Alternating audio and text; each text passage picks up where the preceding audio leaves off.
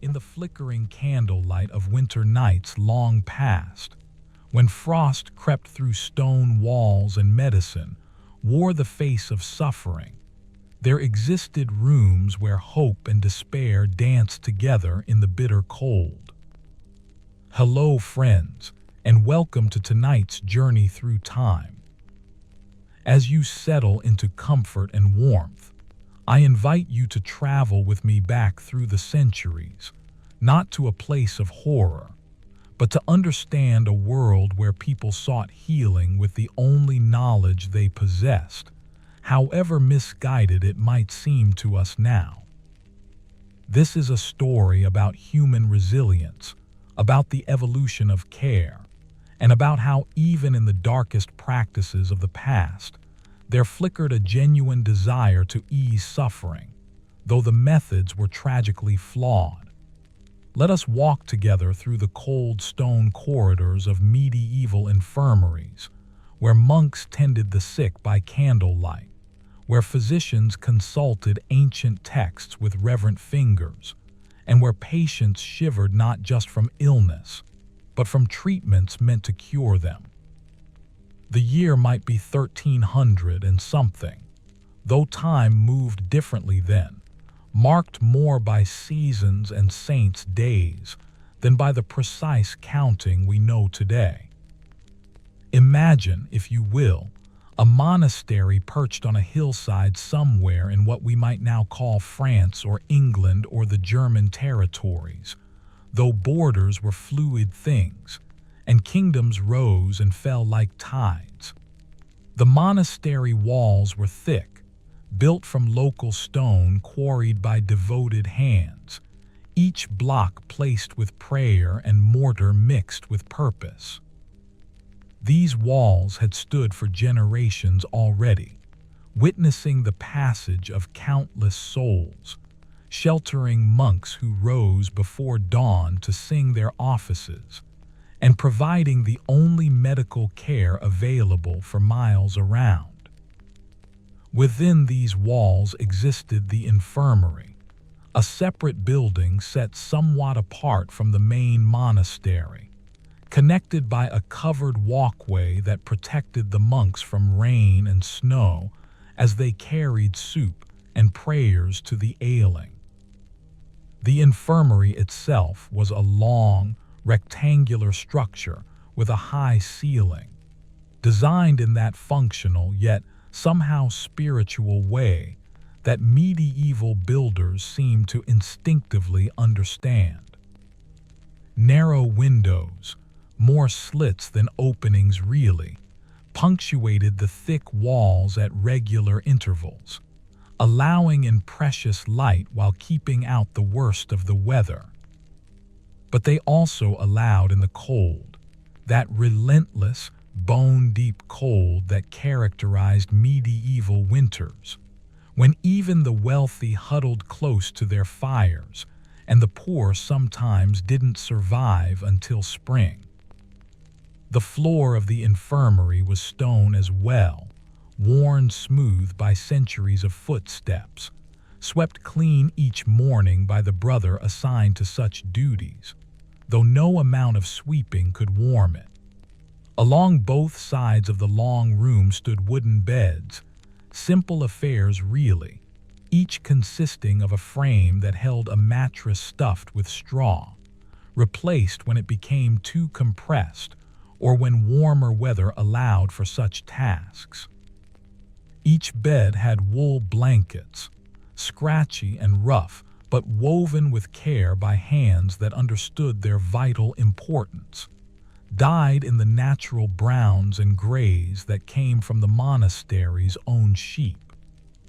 Some beds also had linen sheets, a luxury reserved for those whose families could afford such donations to the monastery, or for particularly grave cases where the monks felt compelled to offer what comfort they could. On this particular winter evening, as snow fell thick and silent outside those narrow windows, the infirmary held perhaps a dozen patients, each lying in their assigned bed, each suffering from ailments that defied the limited understanding of the age. There was old Thomas, a farmer who had developed a persistent cough that rattled his chest and brought up blood in small, frightening amounts. His family had carried him here 3 days ago, wrapped in their best blanket, hoping that the monk's knowledge and God's mercy might succeed where their own remedies of honey and herbs had failed. In another bed lay a young woman named Margaret, burning with a fever that came and went in waves, leaving her alternately shivering and sweating, speaking words that made no sense, seeing things that weren't there. Her husband sat on a stool beside her bed, holding her hand, his weathered face drawn with worry, occasionally accepting a cup of watered wine from the monks who moved quietly through the room.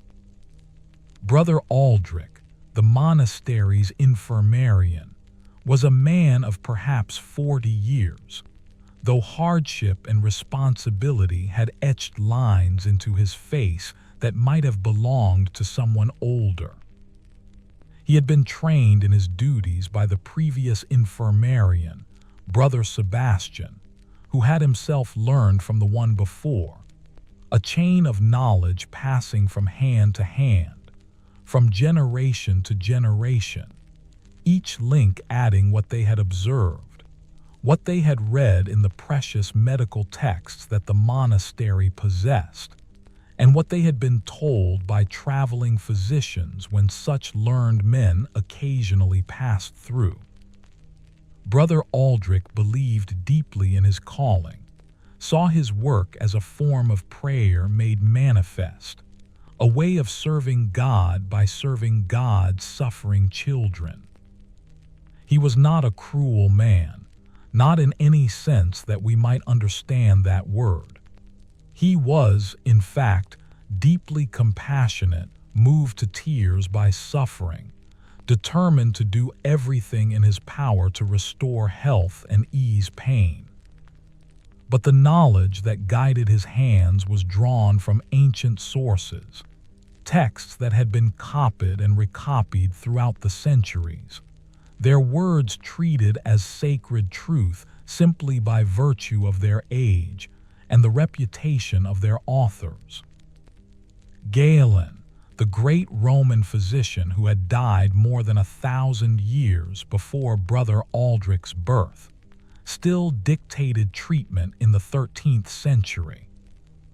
Galen's theories about the four humors, blood, phlegm, yellow bile, and black bile, were accepted as absolute fact, as unquestionable as the existence of air or water.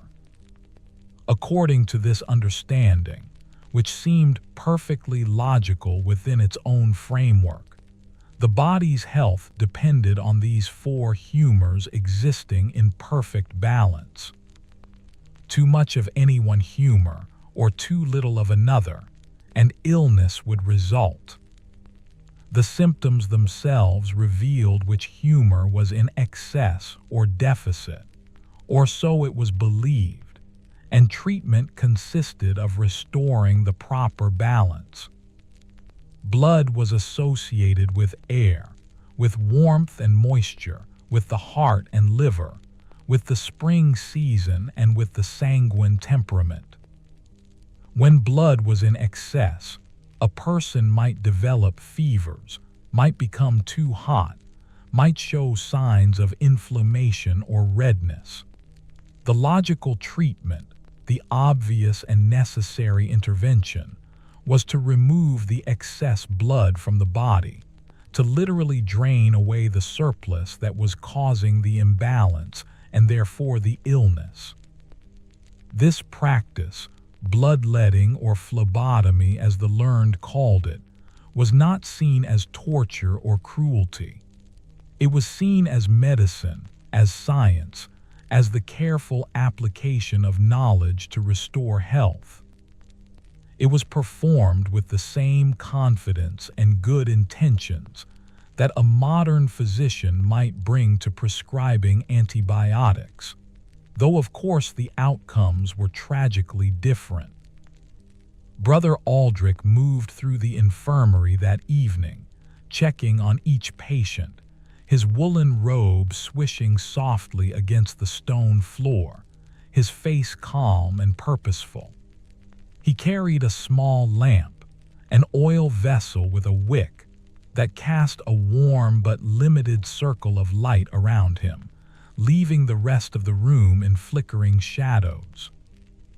The main source of illumination came from the fireplace at the far end of the room, but it was small and carefully rationed, for firewood was precious and had to last through the entire winter. The monks believed, based on their understanding of medical theory, that cold air was beneficial for certain conditions, particularly those involving excess heat or fever. Fresh, cold air was thought to help cool the body, to assist in drawing out the heat that fever brought, to aid in rebalancing the humors. Therefore, the windows were often left slightly open, even in the depths of winter, allowing cold drafts to circulate through the room, mixing with the warmer air near the fire to create what was believed to be a healthful environment. The patients, wrapped in their blankets and still shivering, had little choice but to endure this well-intentioned exposure. Old Thomas pulled his blanket tighter around his shoulders as Brother Aldrich approached his bed, the monk's face kind and concerned in the lamplight. "How do you fare this evening, Thomas?" Brother Aldrich asked softly, reaching out to touch the farmer's forehead with gentle fingers, assessing the heat there, considering the implications according to the medical framework he had been taught. Thomas's skin was indeed warm, warmer than it should be, suggesting that his body was producing excess heat, excess blood perhaps, or that the hot humor was dominating the cold humors that should balance it. The cough was another indicator, the body trying to expel excess phlegm, but the blood in the sputum suggested that blood itself might be the problem, that there was simply too much of it, building up pressure in the lungs, seeking escape. "I am cold, brother," Thomas whispered, his voice rough and strained. "So very cold. Might I have another blanket?" It was a reasonable request, a simple plea for basic comfort, but Brother Aldrich shook his head gently, his expression sympathetic but firm. "The cold air is necessary for your healing, Thomas," he explained patiently, having had this conversation many times with many patients. "Your body burns with excess heat, with too much of the warm humor. If we allow you to become too warm, we will only worsen your condition, allowing the heat to build further. The cold helps draw out the excess, helps restore balance. I know it is uncomfortable, but you must trust in the wisdom of the treatment. Have faith that God and good medicine will see you through this trial." Thomas nodded weakly, lacking the strength to argue, too ill to do anything but submit to the authority of the monks, who represented both medical expertise and holy power. He had faith in Brother Aldrich, believed that the monk genuinely wanted to help him, understood that in seeking treatment here he was receiving the best care available in his world. He could not have known that the very things done to help him would actually harm him, that the cold that chilled him to his bones was stressing his already weakened body, that keeping him inadequately warm was forcing his system to expend precious energy on maintaining core temperature rather than fighting the infection in his lungs. But this knowledge did not exist yet, had not been discovered, would not be understood for centuries to come. Brother Aldrich continued his rounds, stopping next at Margaret's bedside. Her husband looked up hopefully as the monk approached, desperate for any sign that his wife might be improving. Brother Aldrich studied Margaret carefully, noting the flush in her cheeks, the way she moved restlessly in her sleep, the dampness of the cloth that had been placed on her forehead. He reached down to take her wrist, feeling for her pulse, counting the beats against the rhythm of a prayer he recited silently in his mind, a method that served as well as any for tracking time. The pulse was rapid, too rapid, racing like a frightened animal, another sign of excess heat, of humors thrown dangerously out of balance.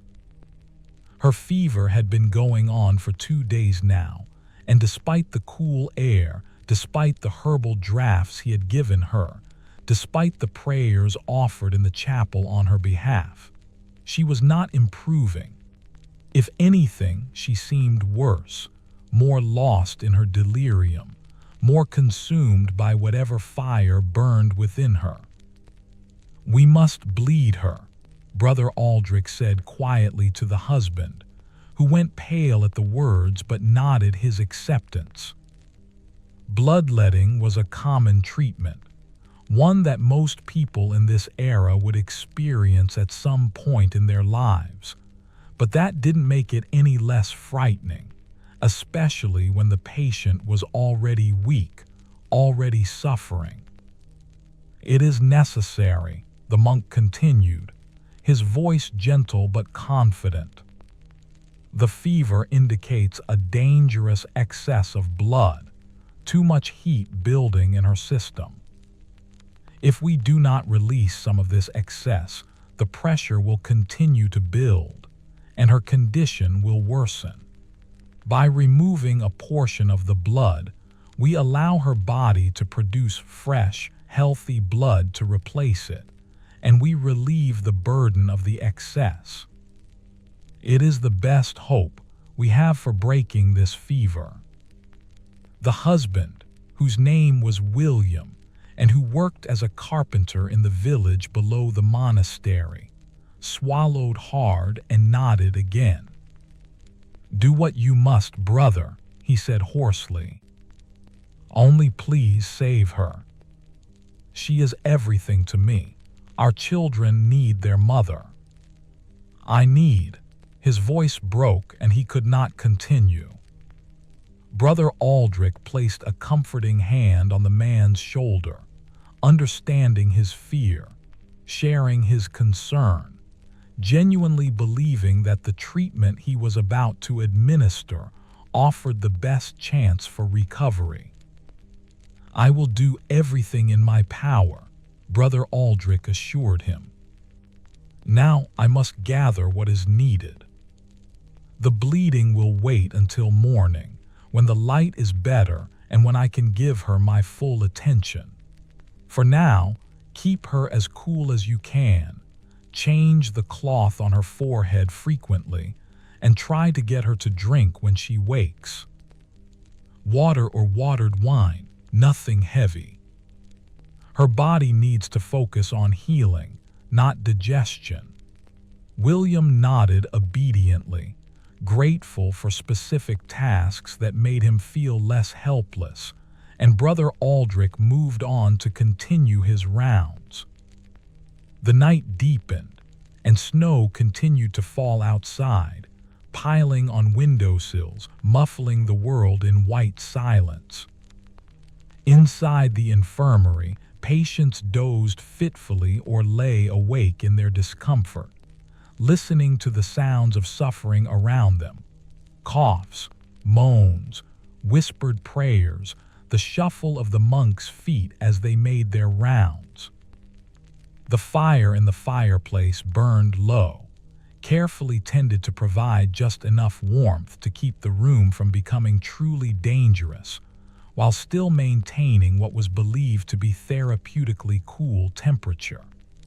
The monks themselves wore their heavy woolen robes and seemed unbothered by the cold, or at least practiced at enduring it, having spent years in unheated monastery buildings where personal comfort was considered far less important than spiritual discipline.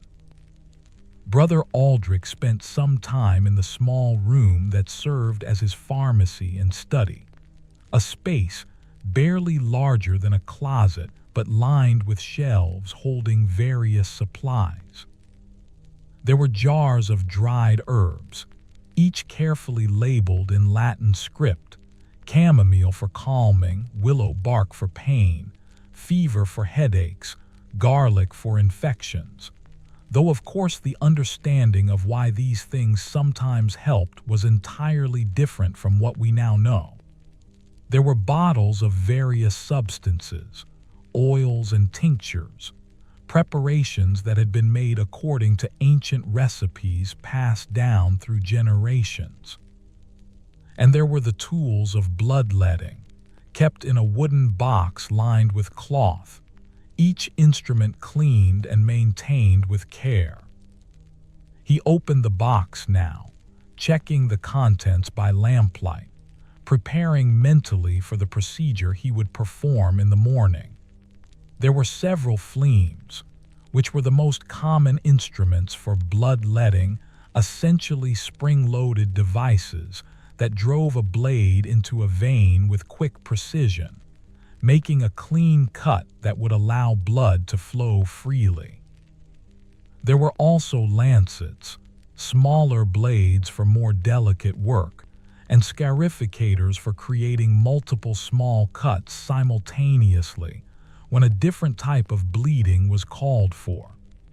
Each instrument had its specific use, its proper application depending on the patient, the condition, and the vein or artery being accessed. Brother Aldrich had been trained in the use of all of them, had practiced under supervision until his hands were steady and sure, until he could strike quickly and accurately, minimizing pain while maximizing the therapeutic benefit, or so he believed. There were also several brass bleeding bowls, marked on the inside with measurements, because the amount of blood removed was considered critically important. Too little, and the treatment would be ineffective, failing to restore the proper balance. Too much, and the patient could be dangerously weakened, though the line between these two outcomes was understood very differently than it would be now. The medical texts of the time recommended varying amounts depending on the patient's age, constitution, and the severity of their condition. But these recommendations were based on theory rather than careful observation of outcomes, on logical deduction from flawed premises rather than empirical evidence. As Brother Aldrich examined his instruments, he thought about Margaret and what the morning would bring. He would need to choose the proper vein, probably the median cubital vein in her left arm, a good, accessible vessel that allowed for controlled bloodletting. He would need to calculate the appropriate amount to remove, enough to make a difference in her fever, to release the excess heat he believed was burning through her, but not so much that he would endanger her further. Perhaps 10 ounces, he thought, maybe 12 depending on how the flow went, on what the blood itself looked like as it ran into the bowl. The color and consistency of the blood were believed to offer clues about the nature of the imbalance, with darker, thicker blood indicating one type of excess and brighter, thinner blood indicating another. He closed the box gently and spent a few moments in prayer, asking for guidance, for steady hands, for the wisdom to treat his patients properly. His faith and his medicine were inseparable, two aspects of the same calling, both aimed at the same goal of healing and restoration. He could not have imagined that future generations would look back on his methods with horror and would see his careful procedures as acts of harm rather than healing. He lived entirely within the medical paradigm of his time, accepted its theories as truth because they were all he had ever been taught, because they were supported by the weight of ancient authority, because they seemed to make logical sense within their own framework. When dawn finally came, creeping gray and reluctant through those narrow windows, Brother Aldrich rose from the brief rest he had allowed himself and made his way to the chapel for morning prayers. The monastery operated on a strict schedule, one that had been followed for centuries, where the rhythm of worship structured every day regardless of what else might be happening. Even in the infirmary, even with patients who needed constant care, the monks adhered to their offices as much as possible, believing that prayer was itself a form of medicine, that spiritual health and physical health were deeply intertwined, that neglecting one would inevitably harm the other. The chapel was bitterly cold at this hour, colder even than the infirmary, because there was no fire here at all, no concession to comfort that might distract from worship. Brother Aldrich's breath formed clouds in the air as he sang with his brothers, their voices rising in ancient chants that echoed off the stone walls, filling the space with sound that was both melancholy and beautiful. The Latin words flowed automatically from his lips, prayers and psalms he had memorized years ago, allowing his mind to wander even as his voice continued the familiar patterns. He thought about Margaret, about the procedure ahead, mentally reviewing each step to ensure he would perform it correctly. He thought about old Thomas, about the others under his care, about the weight of responsibility that rested on his shoulders each day. After prayers came a simple breakfast in the refectory, eaten in silence as was the custom, nothing more than bread and weak beer, sometimes a bit of cheese if supplies were good. The monks believed in mortification of the flesh, in denying bodily comforts as a way of purifying the spirit, and so their meals were deliberately plain, deliberately insufficient to truly satisfy. This constant state of mild hunger was seen as virtuous, as holy, as a way of identifying with Christ's suffering. That it also weakened their bodies, made them more susceptible to illness, more vulnerable to the diseases that regularly swept through medieval communities, was not understood. They saw their occasional sicknesses as trials from God, as opportunities to demonstrate faith, never connecting them to the inadequate nutrition and harsh living conditions they imposed upon themselves. When breakfast was finished, Brother Aldrich returned to the infirmary, where the patients were beginning to stir, waking to another day of illness and discomfort. Brother Marcus, the monk who had taken the night watch, reported on the hours since Brother Aldrich had last checked in. Margaret's fever had remained high throughout the night, with no sign of breaking. She had been delirious at times, calling out for her children, speaking of things that made no sense, her mind lost in whatever strange landscape fever creates. Thomas had coughed through much of the night, the sound wet and rattling, and had produced more blood-tinged sputum that Brother Marcus had dutifully cleaned away. An elderly woman named Agnes, suffering from what might have been pneumonia or perhaps tuberculosis. The diagnostic categories of the time were imprecise and overlapping, had worsened significantly and might not survive another day. Brother Aldrich nodded gravely at each report, accepting the information, considering what it meant for treatment, what interventions might be attempted.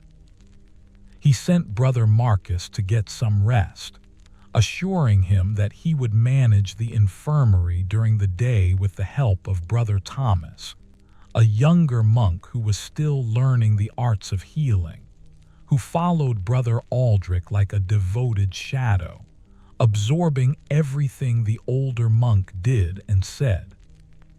Together, they began the morning routines, bringing water for the patients to drink, helping those who could sit up to take some thin gruel for breakfast, changing soiled linens, emptying chamber pots, all the unglamorous but necessary work of caring for the sick. The cold of the previous night had, if anything, intensified. The stone walls seemed to radiate chill, and the small fire that Brother Thomas built up provided only the most minimal warmth, a tiny sphere of heat that dissipated rapidly into the larger cold of the room. The patients huddled in their blankets, some shivering violently, their bodies struggling against both illness and the cold that was supposed to be healing them. One man, a merchant who had fallen ill while traveling through the region and had been brought to the monastery by his companions, pleaded for the windows to be closed, for more blankets, for anything to stop the terrible cold that seemed to penetrate to his very bones. "The cold is your friend, not your enemy," Brother Aldrich told him kindly but firmly, repeating words he had been taught, words he genuinely believed. "Your body burns with fever, with excess heat that must be drawn out. If we make you warm, we trap that heat inside, allowing it to build to dangerous levels. I know it seems contradictory, that when you feel cold you should be warmed, but you must trust in medical knowledge that has been refined over many centuries. The ancient physicians understood these principles, and we must follow their wisdom. Your discomfort now will lead to healing later, God willing." The merchant subsided, lacking the strength to argue further, pulling his single blanket more tightly around himself, and trying to find some position that might offer relief. He was perhaps 30 years old, in what should have been the prime of life, but illness had reduced him to a shivering, miserable creature who could barely remember what health felt like. His fever dreams were filled with strange visions. He saw his warehouse burning, saw his wife's face melting like wax, saw demons dancing at the foot of his bed, all hallucinations born of high fever and a brain temporarily unable to distinguish reality from imagination. But in his more lucid moments, he was terrified, aware enough to know he was very sick, aware enough to fear death, yet unable to do anything but submit to treatments he didn't understand and hope that the monks knew what they were doing. Brother Aldrich and Brother Thomas made their way to Margaret's bedside, where William still sat on his stool, looking as though he had not moved all night. His eyes were red-rimmed with exhaustion and tears, his face haggard with worry. Margaret herself lay still, her breathing rapid and shallow, the flush of fever bright on her cheeks, occasional tremors passing through her body. Brother Aldrich felt her forehead again, checked her pulse again, lifted her eyelids to look at her eyes, all part of his diagnostic process, all observations that he would interpret through the lens of humoral theory. "The time has come," he said quietly to William. "We must bleed her now, while the morning is still fresh. The procedure will weaken her temporarily, so she will need absolute rest afterward, but it offers our best hope of breaking this fever." William nodded mutely, his hands clenching and unclenching in his lap, every instinct screaming at him to protect his wife, yet knowing he had no choice but to trust in the monk's expertise. "You may stay if you wish," Brother Aldrich added, "or you may wait in the chapel and pray. Some husbands prefer not to watch." "I will stay," William said hoarsely. "She should not face this alone. I will hold her hand, if that is permitted." Brother Aldrich nodded approvingly, touched by the man's devotion, understanding the comfort that human touch could provide even in the midst of medical procedures. "Of course," he said gently, "your presence may help calm her.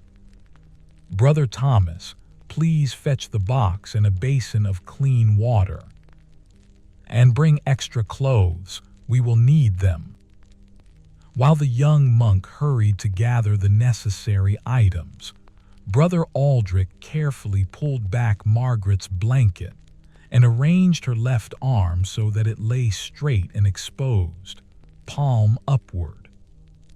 Even in her fevered state, she recoiled slightly from the cold air, a small whimper escaping her lips. Her arm was thin, the skin pale except where the fever had brought unusual color to her face. Brother Aldrich could see the vein he needed quite clearly, a blue line running along the inside of her elbow, prominent enough that the procedure should be straightforward.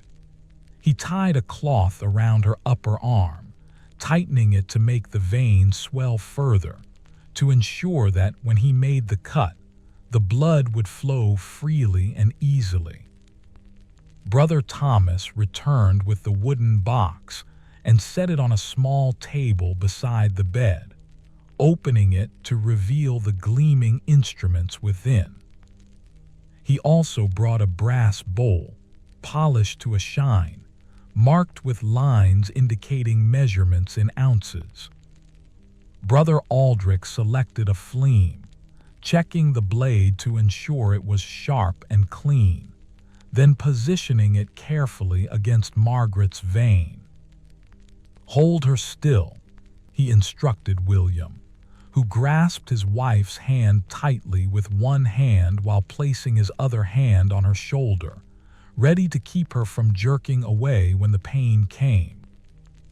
"In nomine Patris et Filii et Spiritus Sancti," Brother Aldrich murmured, crossing himself before the procedure, commending the work to God's care. Then, with practiced precision, he triggered the flame, driving the blade into the vein with a quick, decisive motion. Margaret cried out, her eyes flying open, confusion and pain written across her face. Blood immediately began to well from the cut, dark and thick, flowing down her arm toward where Brother Thomas held the brass bowl positioned to catch it. The sound it made as it ran into the bowl was soft but distinct, a liquid patter that would continue for the next several minutes as Brother Aldrich carefully monitored the flow, judging the amount, observing the blood's characteristics. "There now, the worst is past," Brother Aldrich said soothingly, though of course this wasn't quite true. The cut itself was painful, but the weakness that would follow as her blood drained away would be its own kind of suffering. Margaret's eyes found William's face, seeking reassurance, seeking some anchor in her confusion. "I'm here, beloved," he whispered to her, his voice breaking. "I'm here. Be strong. This will help you. The brother says it will help." She tried to speak, but couldn't seem to form words, her mouth moving silently as more tears slid down her temples into her hair. The blood flowed steadily into the bowl, and Brother Aldrich watched it with focused attention, nodding its color, darker than he would have preferred, suggesting that the hot humor was indeed dominant, confirming his diagnosis, and its consistency, which seemed appropriately liquid, not too thick, not too thin.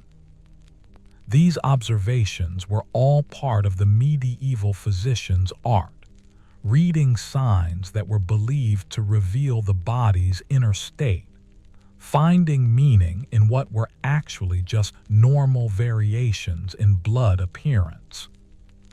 The bowl filled slowly, the measuring marks becoming obscured as the blood level rose, 2 ounces, 4, 6, creeping toward the amount Brother Aldrich had decided was necessary. Margaret's face had begun to lose some of its feverish color, growing paler, though Brother Aldrich interpreted this as a positive sign, evidence that the excess heat was being released, that the balance was being restored. In reality, of course, her pallor was simply the visible result of blood loss, her body trying to compensate by redirecting circulation to vital organs, leaving her extremities and skin with less blood flow. Her pulse, which Brother Aldrich checked periodically with his fingers on her other wrist, had become more rapid, more thready, but this too was interpreted through the lens of humoral theory. Perhaps the hot humor was fighting against the treatment, trying to maintain its dominance, or perhaps the body was naturally adjusting to the new balance being created. 8 ounces, now 10, and still Brother Aldrich let the blood flow. Margaret had stopped responding to William's whispered encouragement, her eyes closing again, her body going limp in a way that was partly fever exhaustion and partly the profound weakness that significant blood loss creates. Her breathing had become even more shallow, barely moving her chest, and if one had modern equipment, one would have seen her blood pressure dropping, her body entering a dangerous state as it struggled to maintain function with diminished blood volume. But Brother Aldrich saw only what he expected to see, what his training had taught him to interpret as positive signs of treatment working. Finally, as the blood approached 12 ounces, Brother Aldrich placed his thumb over the cut, stopping the flow. "Enough," he said quietly to Brother Thomas, who quickly moved the bowl aside and handed him clean clothes. Brother Aldrich pressed the cloth firmly against the wound, holding pressure to stop the bleeding, a technique that did work based on sound principles, even if the reason for making the wound in the first place was entirely wrong. After a minute or so, he lifted the cloth to check, saw that the bleeding had slowed to a mere ooze, and applied a bandage, wrapping it snugly around Margaret's arm to keep it in place. "There," he said, satisfaction in his voice, genuine belief that he had done something beneficial, something that might well save this woman's life. The excess has been released. Her body can now begin to produce fresh, healthy blood to replace what was diseased. The fever should break within a day or two, and she will begin to recover her strength. He turned to William, who was staring at his wife's pale, still face with barely controlled terror. "She will be very weak for a time," Brother Aldrich warned. "That is natural and expected. Do not try to make her eat solid food, only water or very weak broth for now. Let her sleep as much as she needs. Keep her covered but not overly warm, as we must not allow the heat to build again. And pray, William. Pray without ceasing, for healing comes as much from God's grace as from our poor efforts." William nodded numbly, unable to speak, watching as the monks gathered their instruments and moved away to attend to other patients.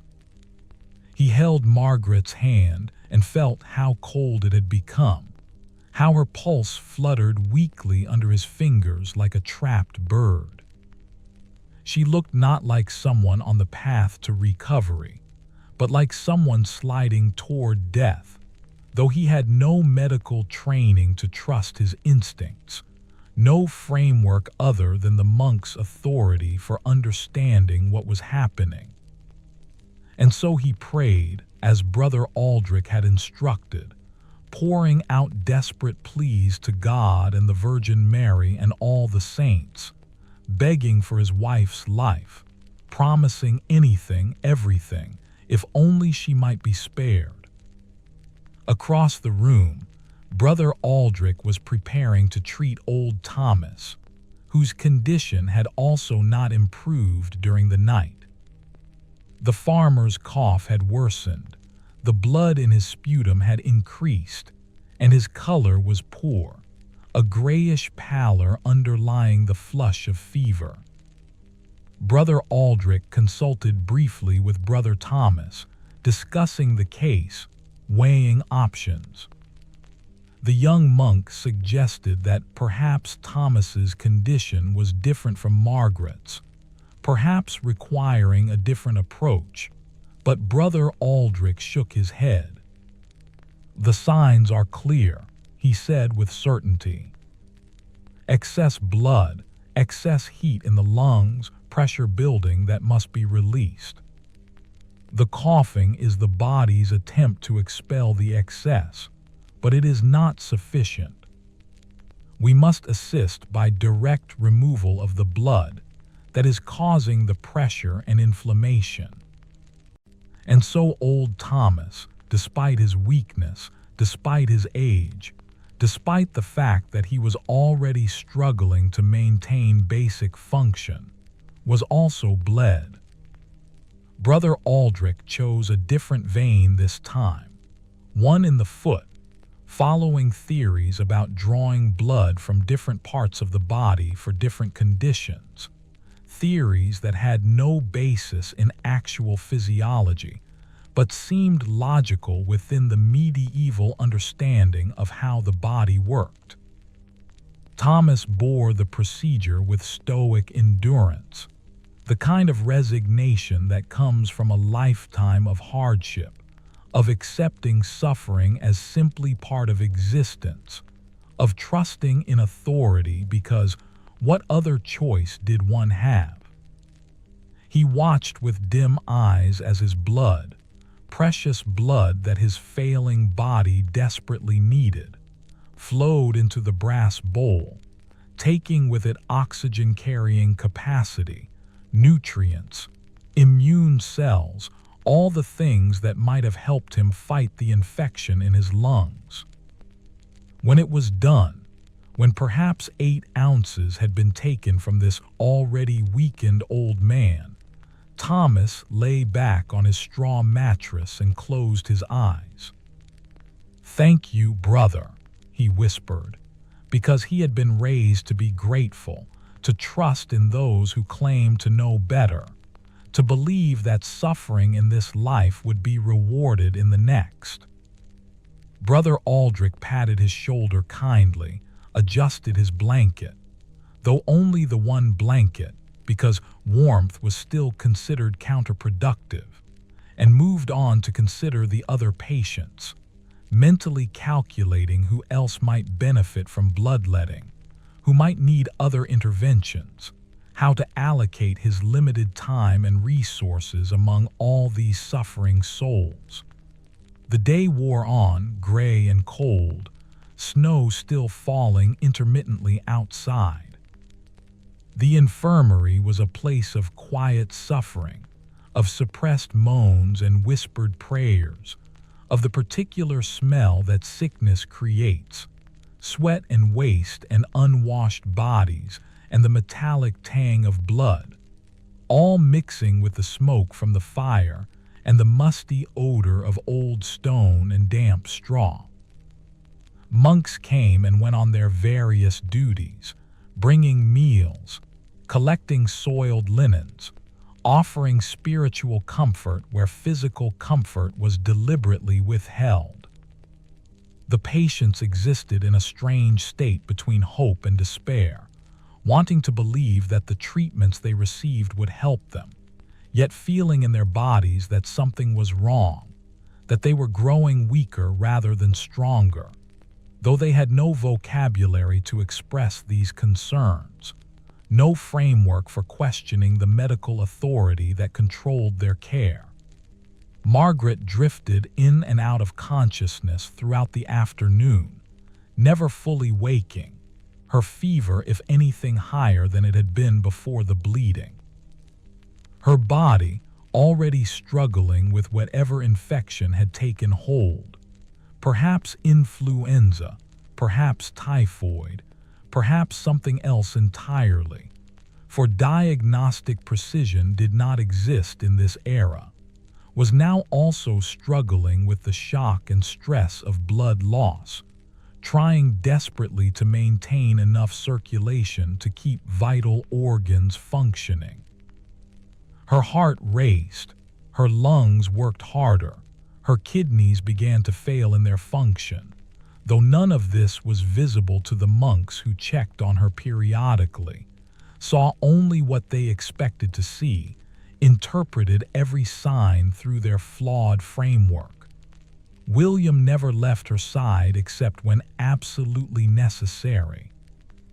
He held her hand, stroked her hair, whispered memories of their life together, how they had met at a fair when both were young, how he had courted her with clumsy earnestness, how she had laughed at his jokes and seen past his rough exterior to the good heart beneath, how they had built a life together, modest but happy, raising children who were now staying with neighbors, waiting for news of their mother.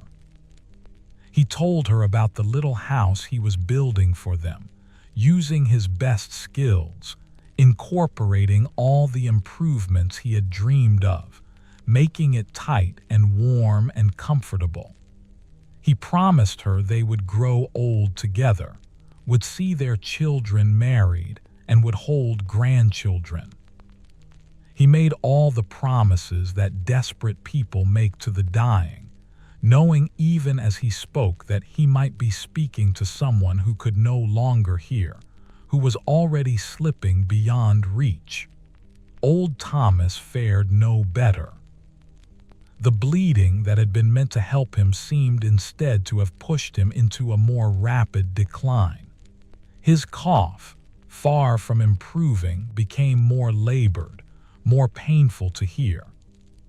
He struggled for each breath, his chest heaving with the effort, crackling sounds audible even from several beds, a way indicating that his lungs were filling with fluid.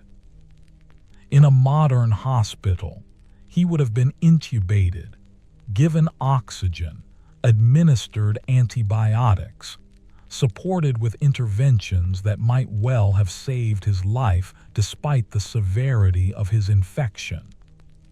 Here, he had only prayer and the misguided treatments of medieval medicine, and neither was sufficient against the force of bacterial pneumonia in an elderly body weakened by blood loss and cold exposure. As evening approached, as the winter daylight faded early and the infirmary grew darker despite the lamps the monks lit, Brother Aldrich made his evening rounds with growing concern. He could see that both Margaret and Thomas were worse, not better, despite his treatments. This troubled him deeply, challenged his understanding, and yet the framework he worked within allowed for such failures. Sometimes the theory went. An imbalance was too severe to be corrected, too far progressed for treatment to be effective. Sometimes God in his wisdom chose to call a soul home rather than grant healing, and human efforts, however well-intentioned, could not override divine will. Sometimes the disease itself was so powerful, so malignant, that even correct treatment could not overcome it. It did not, could not, occur to Brother Aldrich that his treatments themselves were the problem, that he was actively harming rather than helping, that the very measures he took with such care and confidence were pushing his patients closer to death rather than pulling them back toward life. How could he think such a thing when every text he had ever read, every teacher he had ever studied with, every physician he had ever consulted with agreed on the principles of humoral medicine? How could he doubt what was presented as settled science, as knowledge refined over more than 1,000 years, as wisdom passed down from the great masters of antiquity? He was not a stupid man, not willfully cruel, not indifferent to suffering. He was simply trapped in a paradigm, unable to see beyond the boundaries of his own context, doing the best he could with the knowledge available to him, never questioning the foundation upon which that knowledge rested. He stood for a long moment beside Agnes's bed, the elderly woman whose condition had been grave even before today. She was barely conscious now, her breathing wet and irregular, the sound of death rattling in her throat. Brother Aldrich had not bled her, had judged her too weak for such intervention, but neither had he been able to offer anything else that might help. She would die soon, probably before morning, and he knew it. He had seen death enough times to recognize its approach, the particular look that comes over a face, the way the body begins its final shutdown. He said a quiet prayer over her, commending her soul to God's mercy, hoping that her suffering in this world might be rewarded with peace in the next, as their faith promised. Then he moved to check on Margaret once more, and what he saw made him pause. Her breathing had become barely perceptible. Her pulse, when he checked, was thready and irregular. Her skin had taken on a waxy quality that he had learned to recognize as a very bad sign. William looked up at him with desperate eyes, seeing in the monk's face what he feared to know. "Brother," he whispered, the single word containing a universe of questions, of pleading, of denial. Brother Aldrich knelt beside the bed, taking Margaret's other hand in his, feeling the coldness of it, the way life seemed to be ebbing away like a tide going out. "We must pray," he said softly, and even as he spoke, he knew what this meant, knew he was preparing this man for widowhood, for loss, for the reality that not all stories have happy endings. God's will be done, but we must pray for His mercy, for His grace, for a miracle if He wills it. And so they prayed together, the monk and the carpenter, their voices joining in Latin and vernacular, asking for intercession, for healing, for hope. While on the bed between them, Margaret's breathing grew shallower and shallower, her struggles becoming less pronounced, her body giving up the fight it could no longer sustain.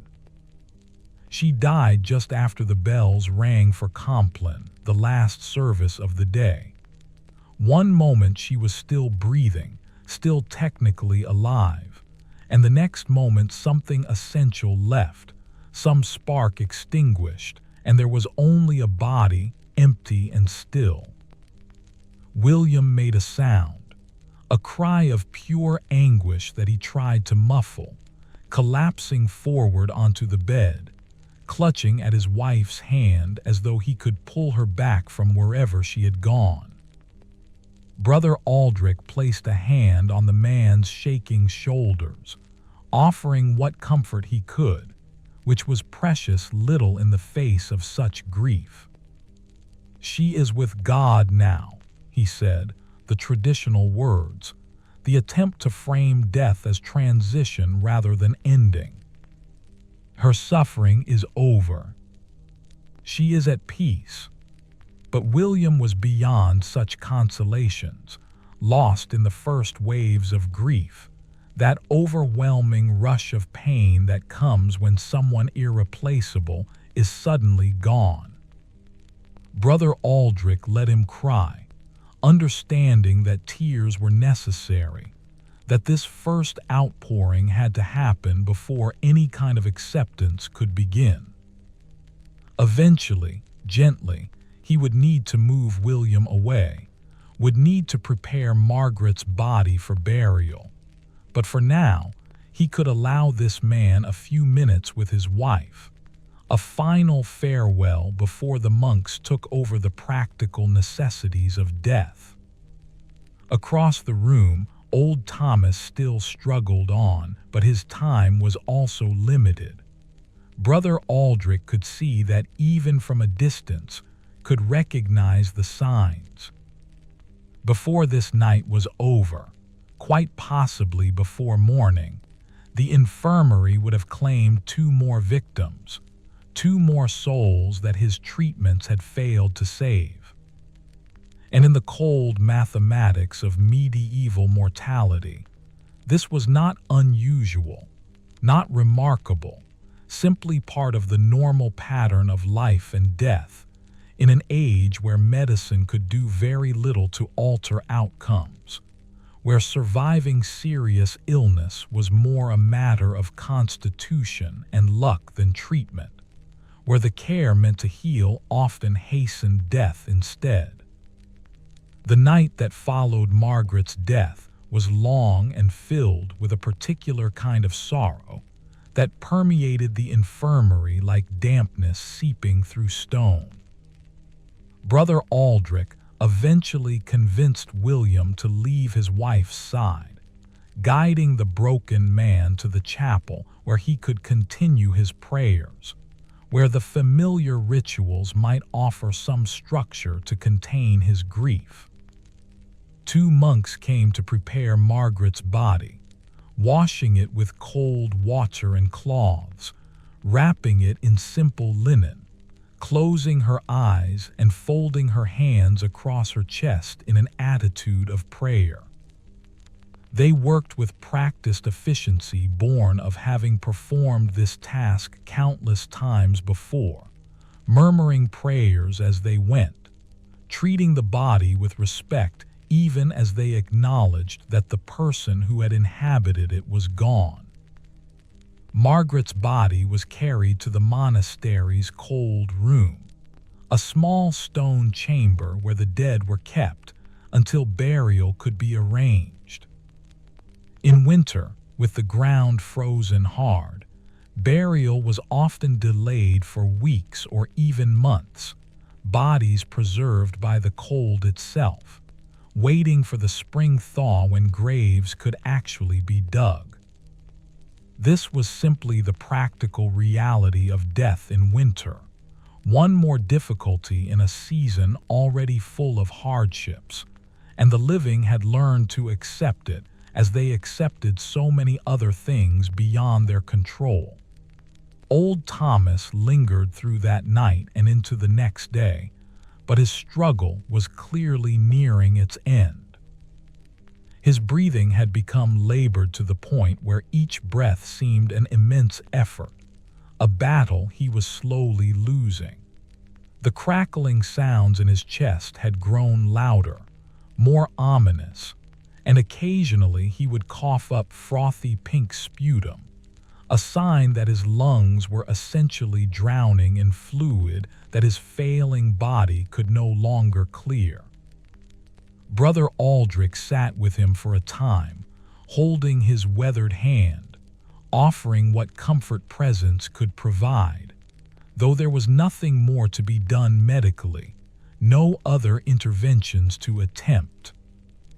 Thomas had received what medieval medicine considered appropriate treatment, and if it had not worked, well, perhaps his time had simply come, his allotted days spent, his eternal fate already decided by forces beyond mortal control. Thomas died quietly just after noon, slipping away without drama or fanfare, his last breath barely distinguishable from the ones before it except that no other breath followed. Brother Aldrich said the prayers for the dying, closed the old farmer's eyes, arranged his body with the same gentle care that had been given to Margaret. Another soul departed, another bed emptied to be cleaned and prepared for the next patient, for there was always someone else in need, always more suffering waiting at the monastery gates. Thomas's family was sent for, would arrive in a day or two to collect his body, to mourn him properly, to add him to the family burial plot, or perhaps to the monastery cemetery if the weather made transport impossible. 2 deaths in less than 24 hours, and yet Brother Aldrich did not question his methods, did not wonder if perhaps there was something wrong with treatments that seemed to weaken rather than strengthen. The framework of humoral medicine was too complete, too comprehensive, too reinforced by centuries of authority to be shaken by mere failure. Instead, he noted in his careful records that both patients had been beyond help when they arrived, their imbalances too severe, their conditions too advanced for treatment to take hold. He noted that he had done everything according to proper procedure, had followed the recommended protocols, and had acted with the knowledge and skill passed down through generations. If the patients had died nonetheless, this was God's will, or perhaps a failing in the patients themselves, insufficient constitution, inadequate faith, some hidden weakness that prevented healing. The other patients in the infirmary watched these deaths with quiet dread, each knowing they could be next, each hoping that whatever providence or luck or divine favor determined who lived and who died might extend to them. The merchant who had pleaded for warmth shivered under his single blanket and wondered if he would see his home again, if his warehouse and wife and familiar streets would ever be more than fever dreams. A young boy, barely 10 years old, suffering from what might have been scarlet fever, cried softly for his mother at night when he thought no one could hear, though of course the monks heard and tried to comfort him with words about God's love and heaven's rewards, poor substitutes for a mother's arms. An older woman with a terrible infection in her leg, the flesh red and swollen and hot to the touch, prayed ceaselessly, her lips moving in constant silent supplication, rosary beads clicking through her fingers, as if sufficient prayer might protect her from the fate she had just witnessed. Brother Aldrich continued his rounds, continued his treatments, continued to apply the principles of humoral medicine with the same confidence and care he had always brought to his work. When the merchant's fever climbed higher, Brother Aldrich bled him, taking 8 ounces from a vein in his arm, believing this would help cool the excess heat in his body. The merchant bore it stoically, having watched Margaret die after the same treatment and wondering if this was the beginning of his own end, but lacking any alternative, any other choice but to submit. When the boy's scarlet rash spread and his throat became more inflamed, Brother Aldrich gave him herbal draughts meant to cool and soothe, kept him in the cold air that was believed to counter the hot disease, and watched with concern as the child grew weaker day by day. The woman with the infected leg presented a different challenge. Her condition was worsening rapidly, the infection spreading despite all efforts to contain it. The leg had begun to smell of rot, that distinctive sweet-sour odor of gangrenous tissue, and the woman herself had developed a fever, her body fighting a battle it was clearly losing. Brother Aldrich consulted his texts, considered his options, and decided that bleeding alone would not be sufficient here. The corrupted humors were too localized, too concentrated in the leg itself, and so more direct intervention was needed. He made the decision that in this era seemed both reasonable and necessary. The leg would have to be sacrificed to save the life. Amputation in the medieval period was a brutal affair, a last resort attempted only when it seemed clear that death would otherwise result, and even then survival rates were abysmal. Without anesthesia beyond perhaps some wine or herbs that dulled consciousness slightly, without antibiotics to prevent post-surgical infection, without understanding of sterile technique or proper wound care, the procedure was traumatic in ways difficult for modern minds to fully grasp. And yet it was performed, because sometimes a dying limb truly would kill the entire person if not removed, because occasionally someone did survive and went on to live years more with their wooden leg or crutches, and those rare successes justified the many failures in the minds of those who performed these operations. Brother Aldrich was not a surgeon. That was a separate profession, considered somewhat lower than physicians because it involved manual labor, the use of hands rather than purely intellectual diagnosis and treatment. But he had been trained in basic surgical procedures as part of his duties as infirmarian, had assisted at amputations before, had even performed a few himself under the guidance of a traveling surgeon who had stayed at the monastery for a season years ago. He knew the steps, knew the anatomy well enough for rough work, knew how to cut and tie off blood vessels, how to create a flap of skin to fold over the stump, how to apply cautery to stop bleeding and supposedly prevent infection, though of course the hot iron used for cautery often did more harm than good, burning tissue and creating more sites for infection to take hold. He explained to the woman what needed to be done, and her face went white with terror, but she nodded her agreement. "Do what you must, brother," she whispered, echoing words he had heard so many times before, I am in God's hands and yours." They scheduled the procedure for the following morning, giving Brother Aldrich time to prepare his instruments, to gather the materials he would need, to pray for guidance and steady hands. He also needed to arrange for several strong monks to hold the woman down, for no matter how determined someone might be to bear the pain, the body's instinct in the face of such trauma was to fight, to pull away, and she would need to be restrained for her own safety and to allow him to work with the necessary precision. That evening, Brother Aldrich sat in his small room with his text spread before him, reviewing the procedures, reminding himself of the steps, trying to prepare mentally for what the morning would bring.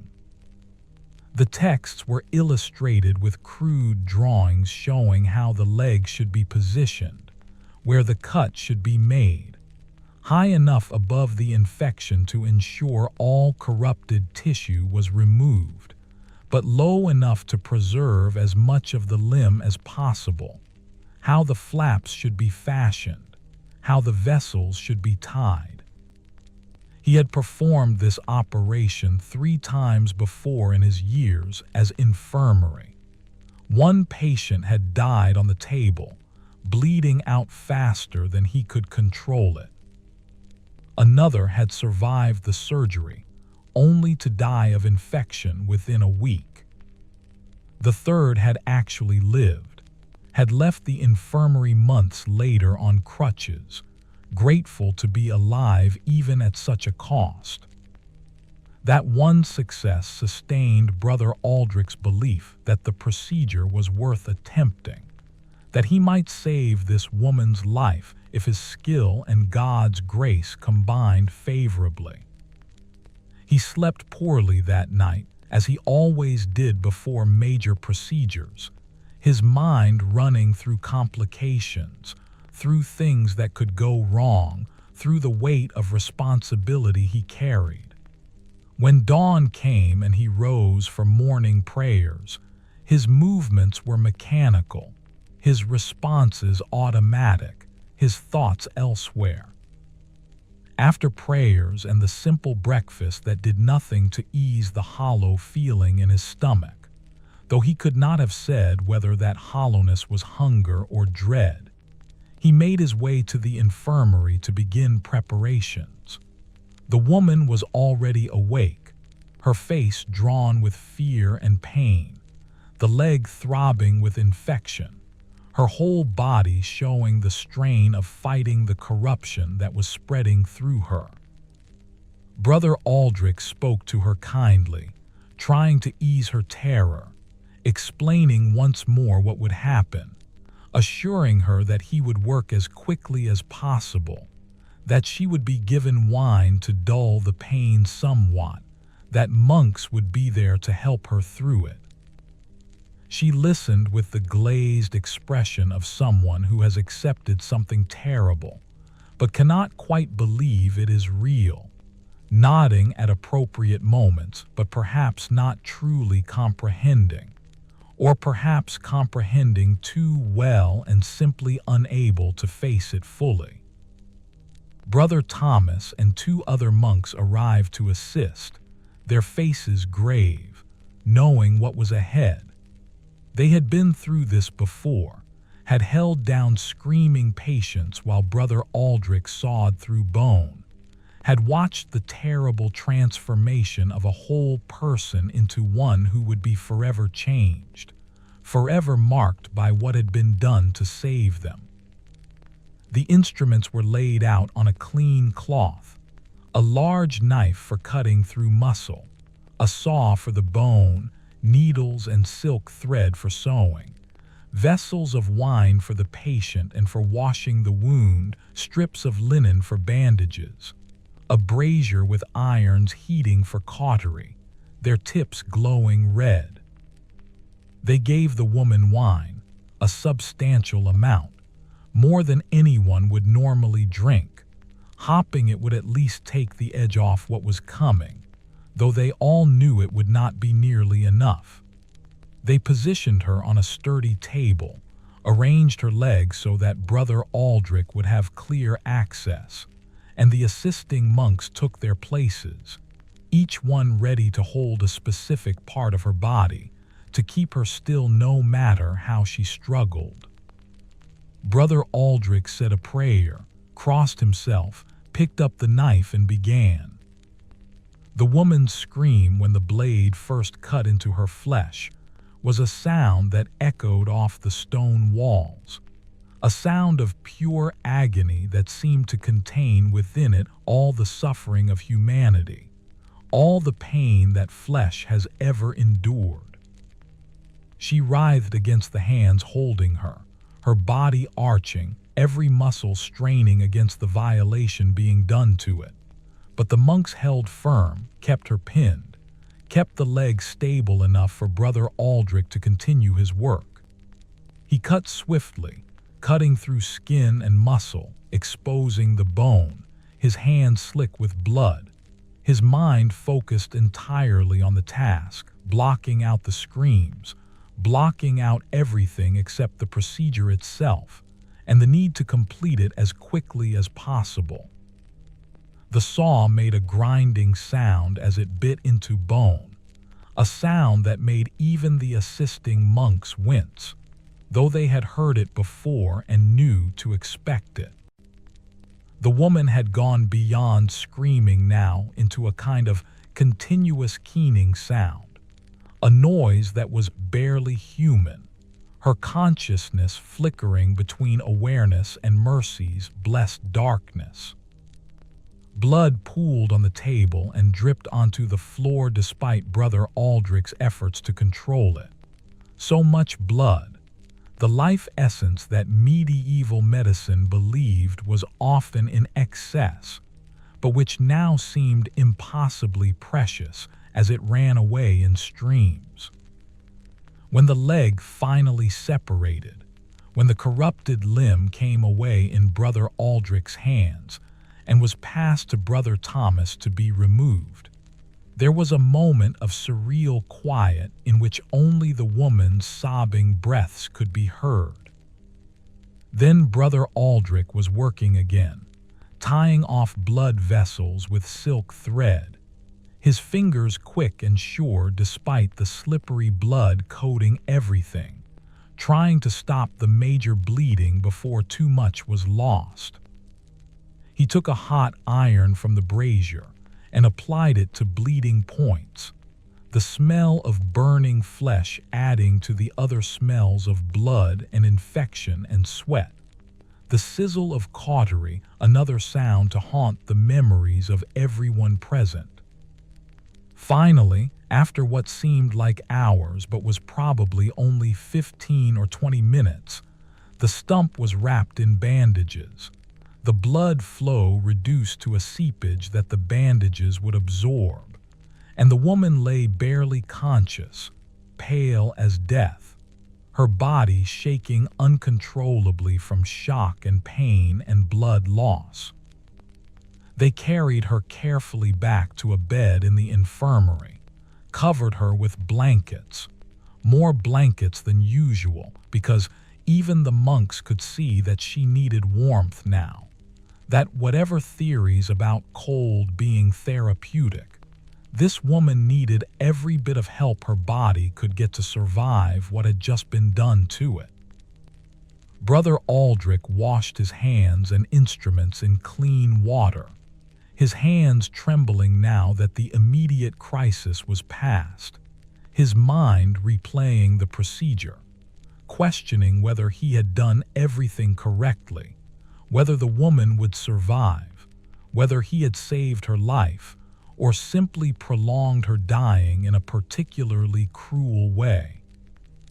He had done his best, had followed proper technique, had worked as skillfully as he knew how, and yet the outcome remained uncertain, would remain uncertain for days as they watched to see whether the wound would heal cleanly or whether infection would set in at the stump, finishing what the leg infection had started. The woman drifted in and out of consciousness for the rest of that day and through the night. When she was aware, the pain was clearly overwhelming, beyond anything that the weak remedies available could touch.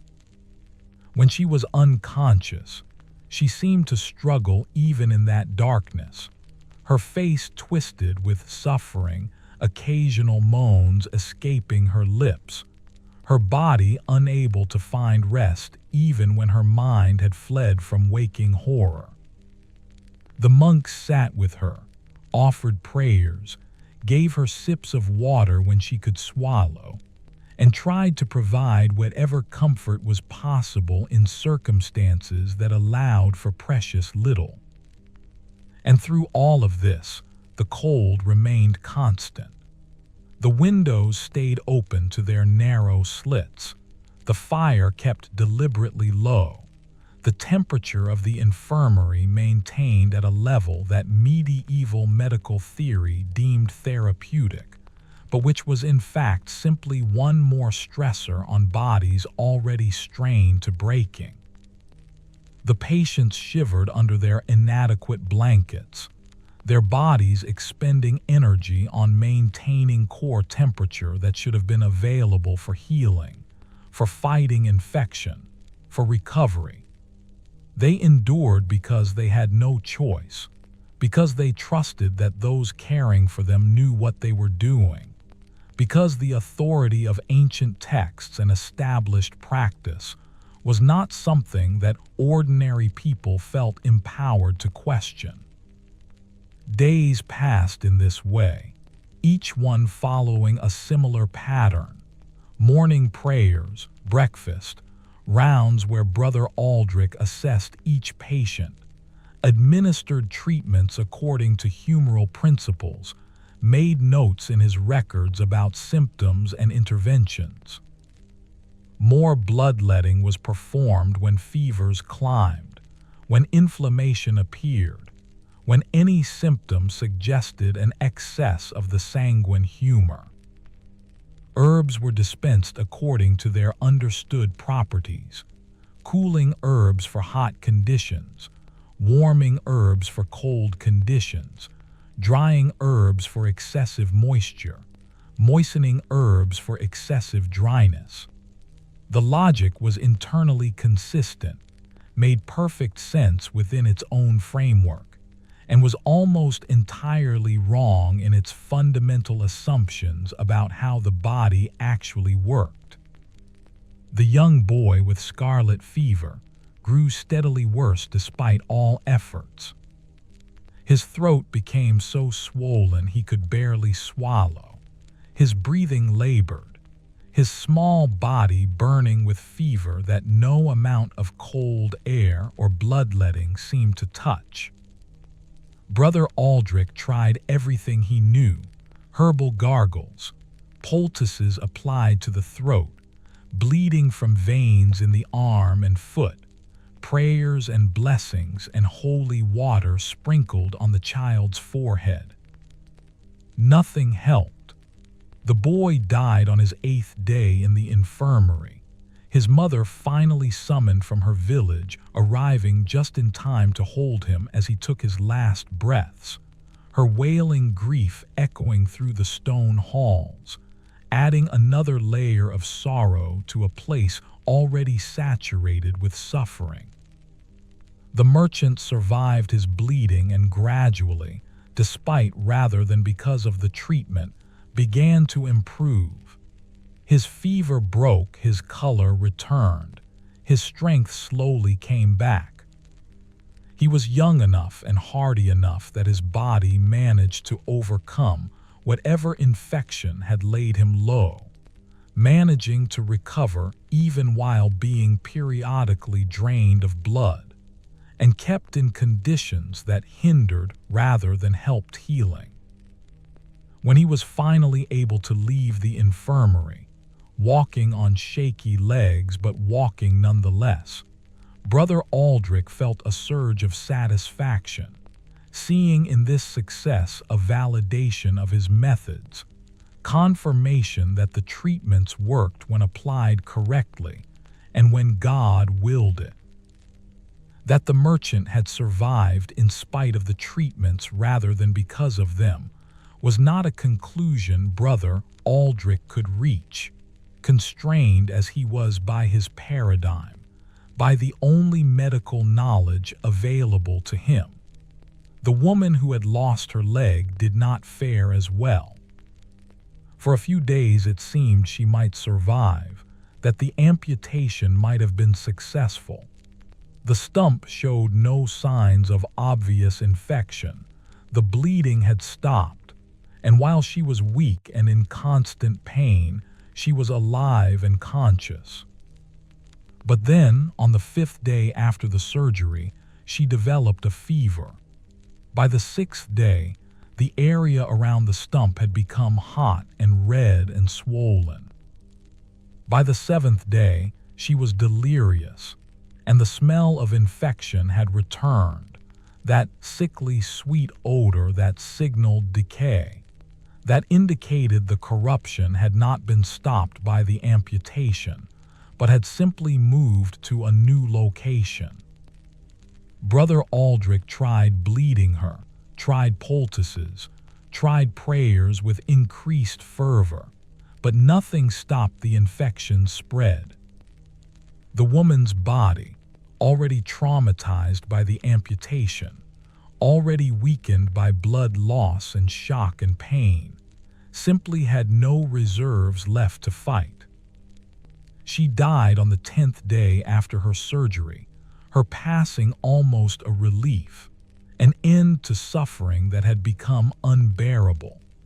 Her body was prepared for burial with the same gentle care as all the others, though now the monks had to account for the missing leg, had to wrap the stump carefully, and had to present a body that was no longer whole to the family who would come to claim it.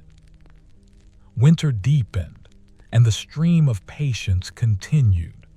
Some survived, some did not, the mortality rate in the infirmary running perhaps 30 or 40%, a horrific number by modern standards, but not particularly unusual for medieval medical facilities. The survivors often attributed their recovery to the monks' treatments and to divine intervention, never realizing that they had survived despite the former, and that the latter was either irrelevant or had protected them from the full harm of misguided medical care.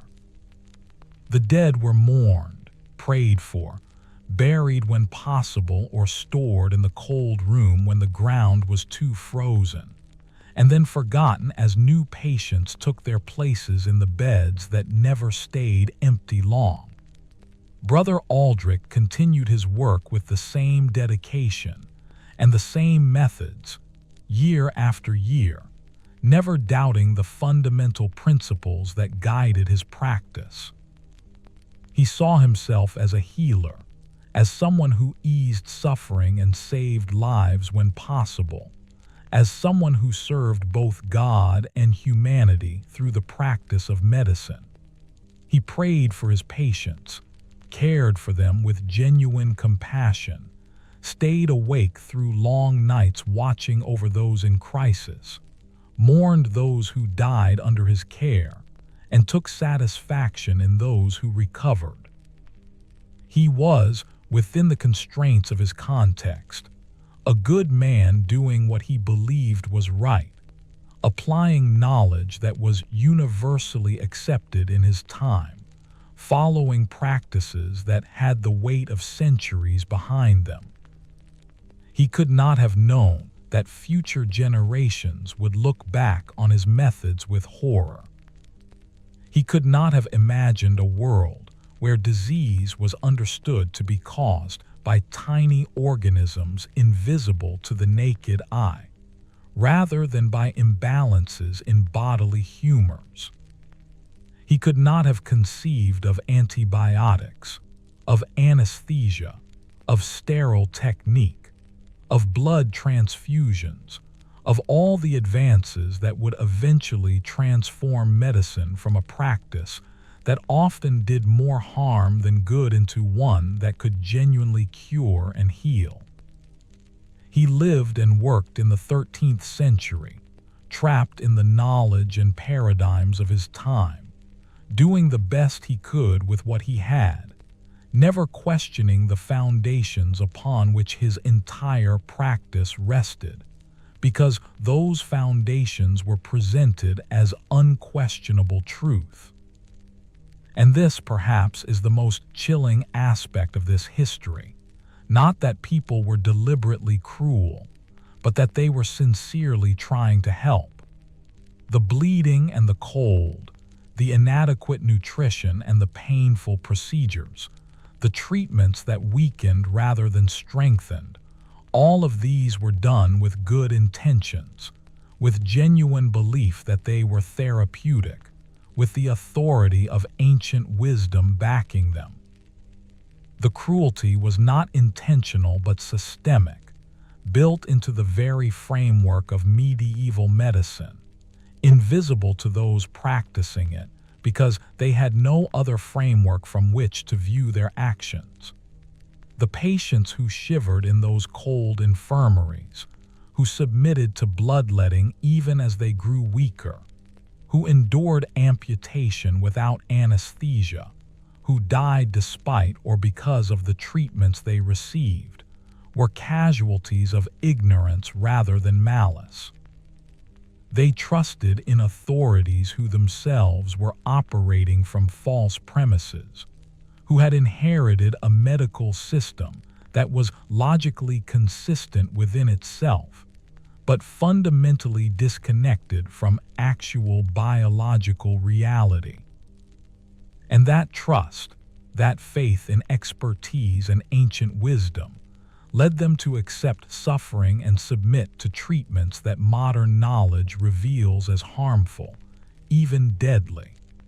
The monastery infirmary eventually faded into history, as did Brother Aldrich and all his patients, their individual stories lost to time, remembered now only in the most general terms as part of the larger historical record of medieval medicine.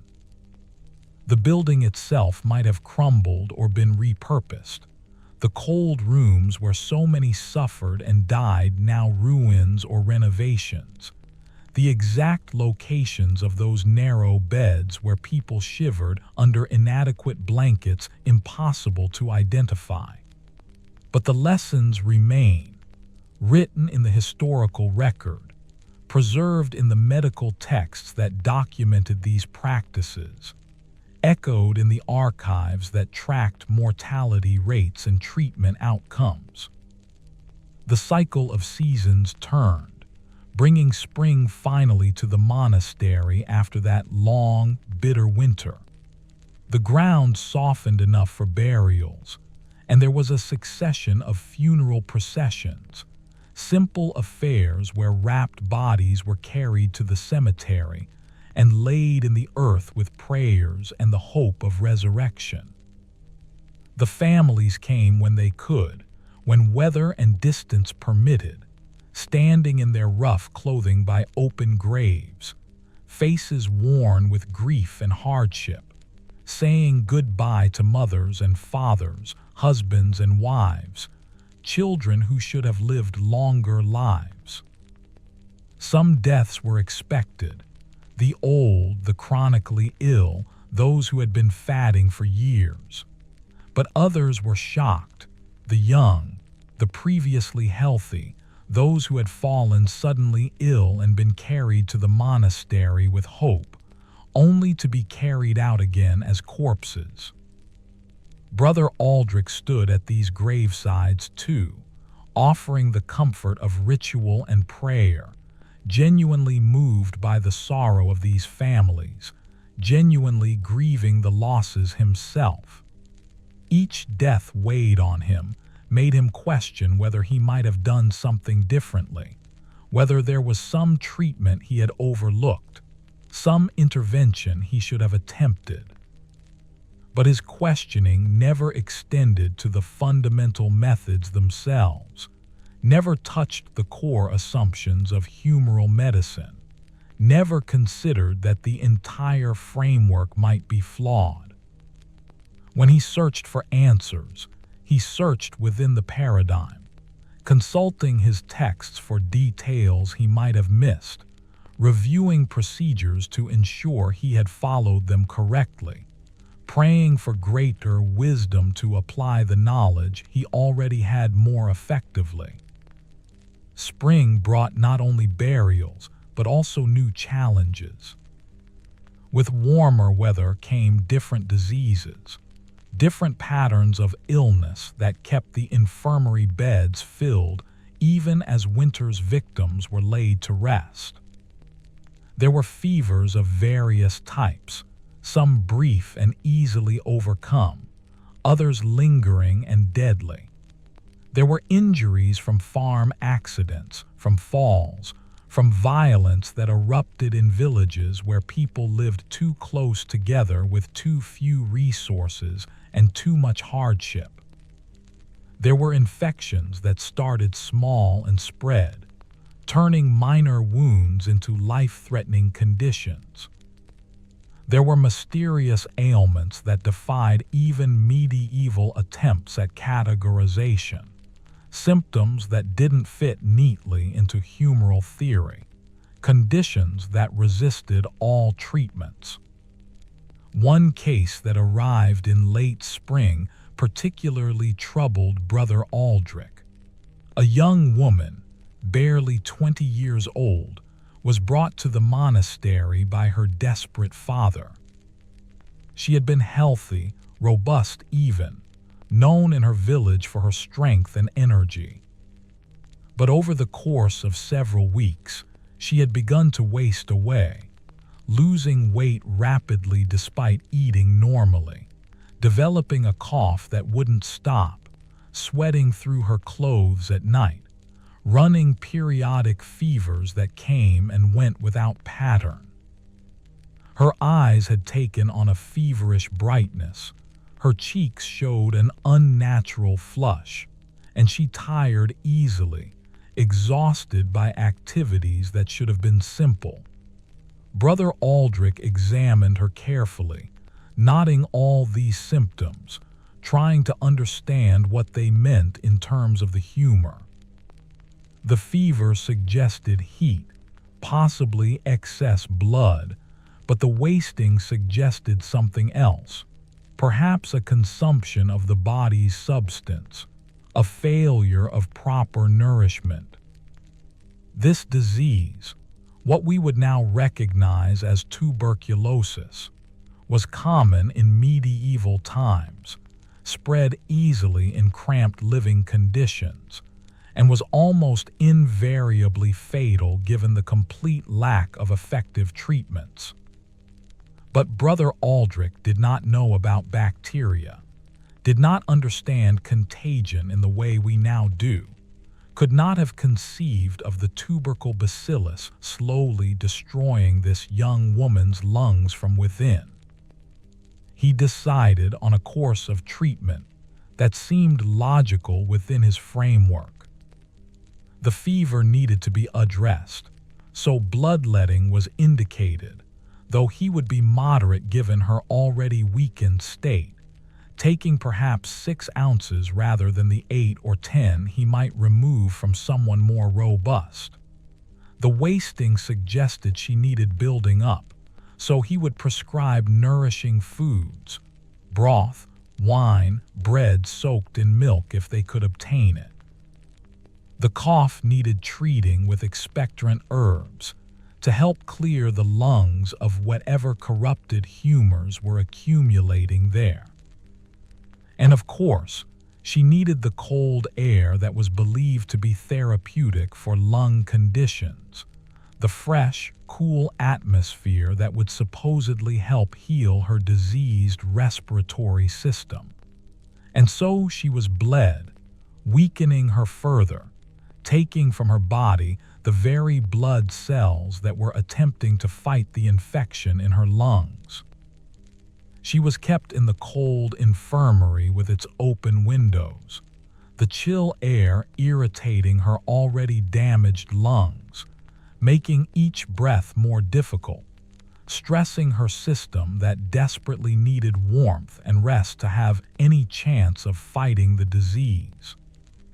She was given foods that, while better than nothing, were inadequate to meet the increased metabolic demands that tuberculosis creates, insufficient to replace the weight that melted from her frame week by week.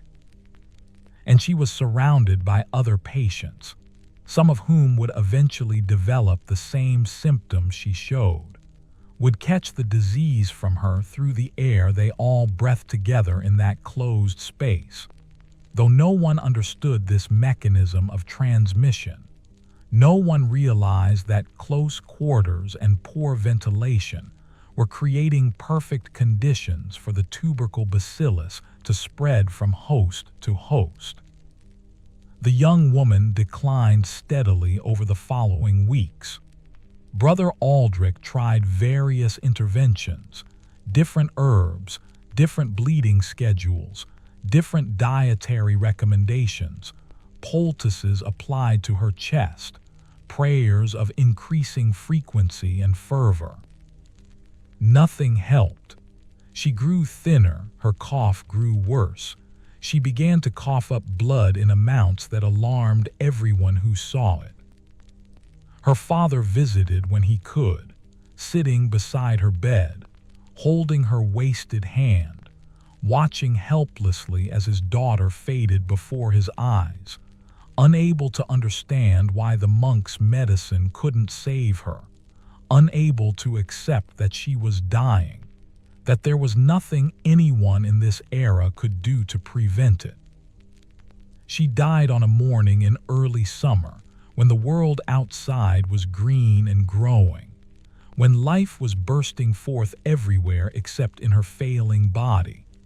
Her death was quiet, a gradual shutting down rather than a dramatic crisis, her breathing simply becoming slower and shallower until it stopped altogether, like a clock winding down to stillness.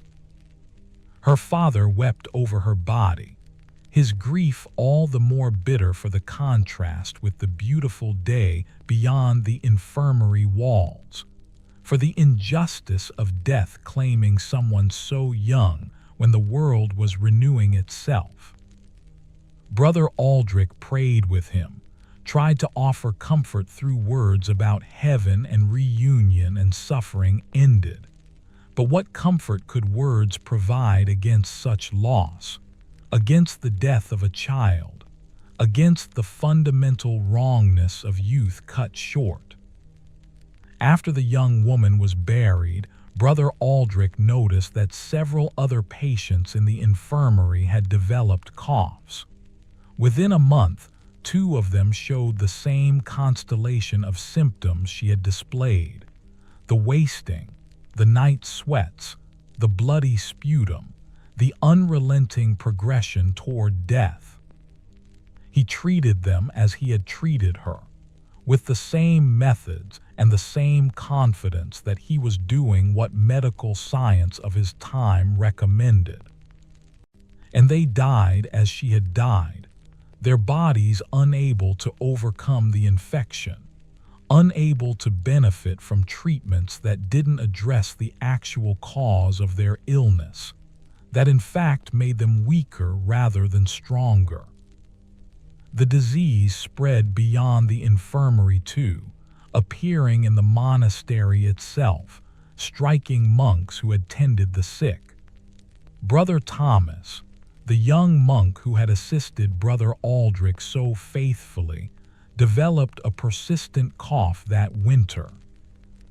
By spring he was losing weight, by summer he was coughing blood, and by autumn he was dead, another victim of tuberculosis, another casualty of an era when medicine had no answer for bacterial infections, when the best care available was still inadequate to save lives from diseases that would eventually become treatable, even curable, but not for centuries yet. Brother Aldrich mourned Brother Thomas deeply, feeling the loss not just as a colleague, but as a failure of his own abilities. He had treated the young monk with everything he knew, had bled him and given him herbs and kept him in cold air and prayed over him with desperate intensity, and none of it had mattered. Brother Thomas had died anyway, wasted away to almost nothing, his last days filled with suffering that no medieval remedy could touch. And yet even this personal loss, even this intimate exposure to the inadequacy of his treatments, did not shake Brother Aldrich's faith in humoral medicine. He concluded instead that the disease was particularly virulent, particularly resistant to treatment, or perhaps that Brother Thomas had some constitutional weakness that prevented healing, some spiritual failing that God had chosen not to overlook. This inability to question fundamental premises, this tendency to blame treatment failures on everything except the treatments themselves, was characteristic of medieval medicine, and indeed of human thinking more generally. When our frameworks are reinforced by authority, by tradition, by the consensus of everyone around us, it becomes nearly impossible to step outside them, to see them from an external perspective, to recognize their flaws. Brother Aldrich was trapped not by stupidity, but by context, by the universal acceptance of ideas that had been taught for more than 1,000 years, by the absence of any alternative framework that might have allowed him to question what he had been taught. Years passed and Brother Aldrich grew older, his hair graying, his hands developing the slight tremor that age brings, his body showing the wear of decades spent in cold, damp monastery buildings, of inadequate nutrition, of the physical demands of caring for the sick.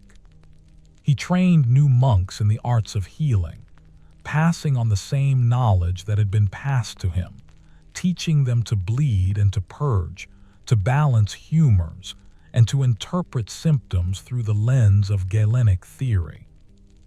He taught them with the same care and thoroughness that he had been taught, ensuring that the tradition would continue after he was gone, that the monastery would continue to provide medical care to those who needed it. Some of his students were quick to learn, showed aptitude for the work, developed the steady hands and calm demeanor that the role required. Others struggled, found the sight of blood disturbing, were troubled by the suffering they witnessed, and questioned whether they were truly helping. Brother Aldrich counseled these doubters, assured them that their feelings were natural but must be overcome, that medicine required a certain detachment, a willingness to cause temporary pain for long-term benefit, an acceptance that not all patients could be saved no matter how skillfully they were treated. He meant these lessons kindly, meant to help his students cope with the emotional demands of their work, never realizing that he was also teaching them to ignore their instincts, to override their natural compassion with adherence to procedures that were fundamentally harmful. One particular student, a young monk named Brother Benedict, seemed especially troubled by the practice of bloodletting. He saw how weak it made patients, how pale and exhausted they became after having several ounces of blood removed. He noticed that patients often seemed to worsen after bleeding rather than improve, that the treatment appeared to take more from them than it gave.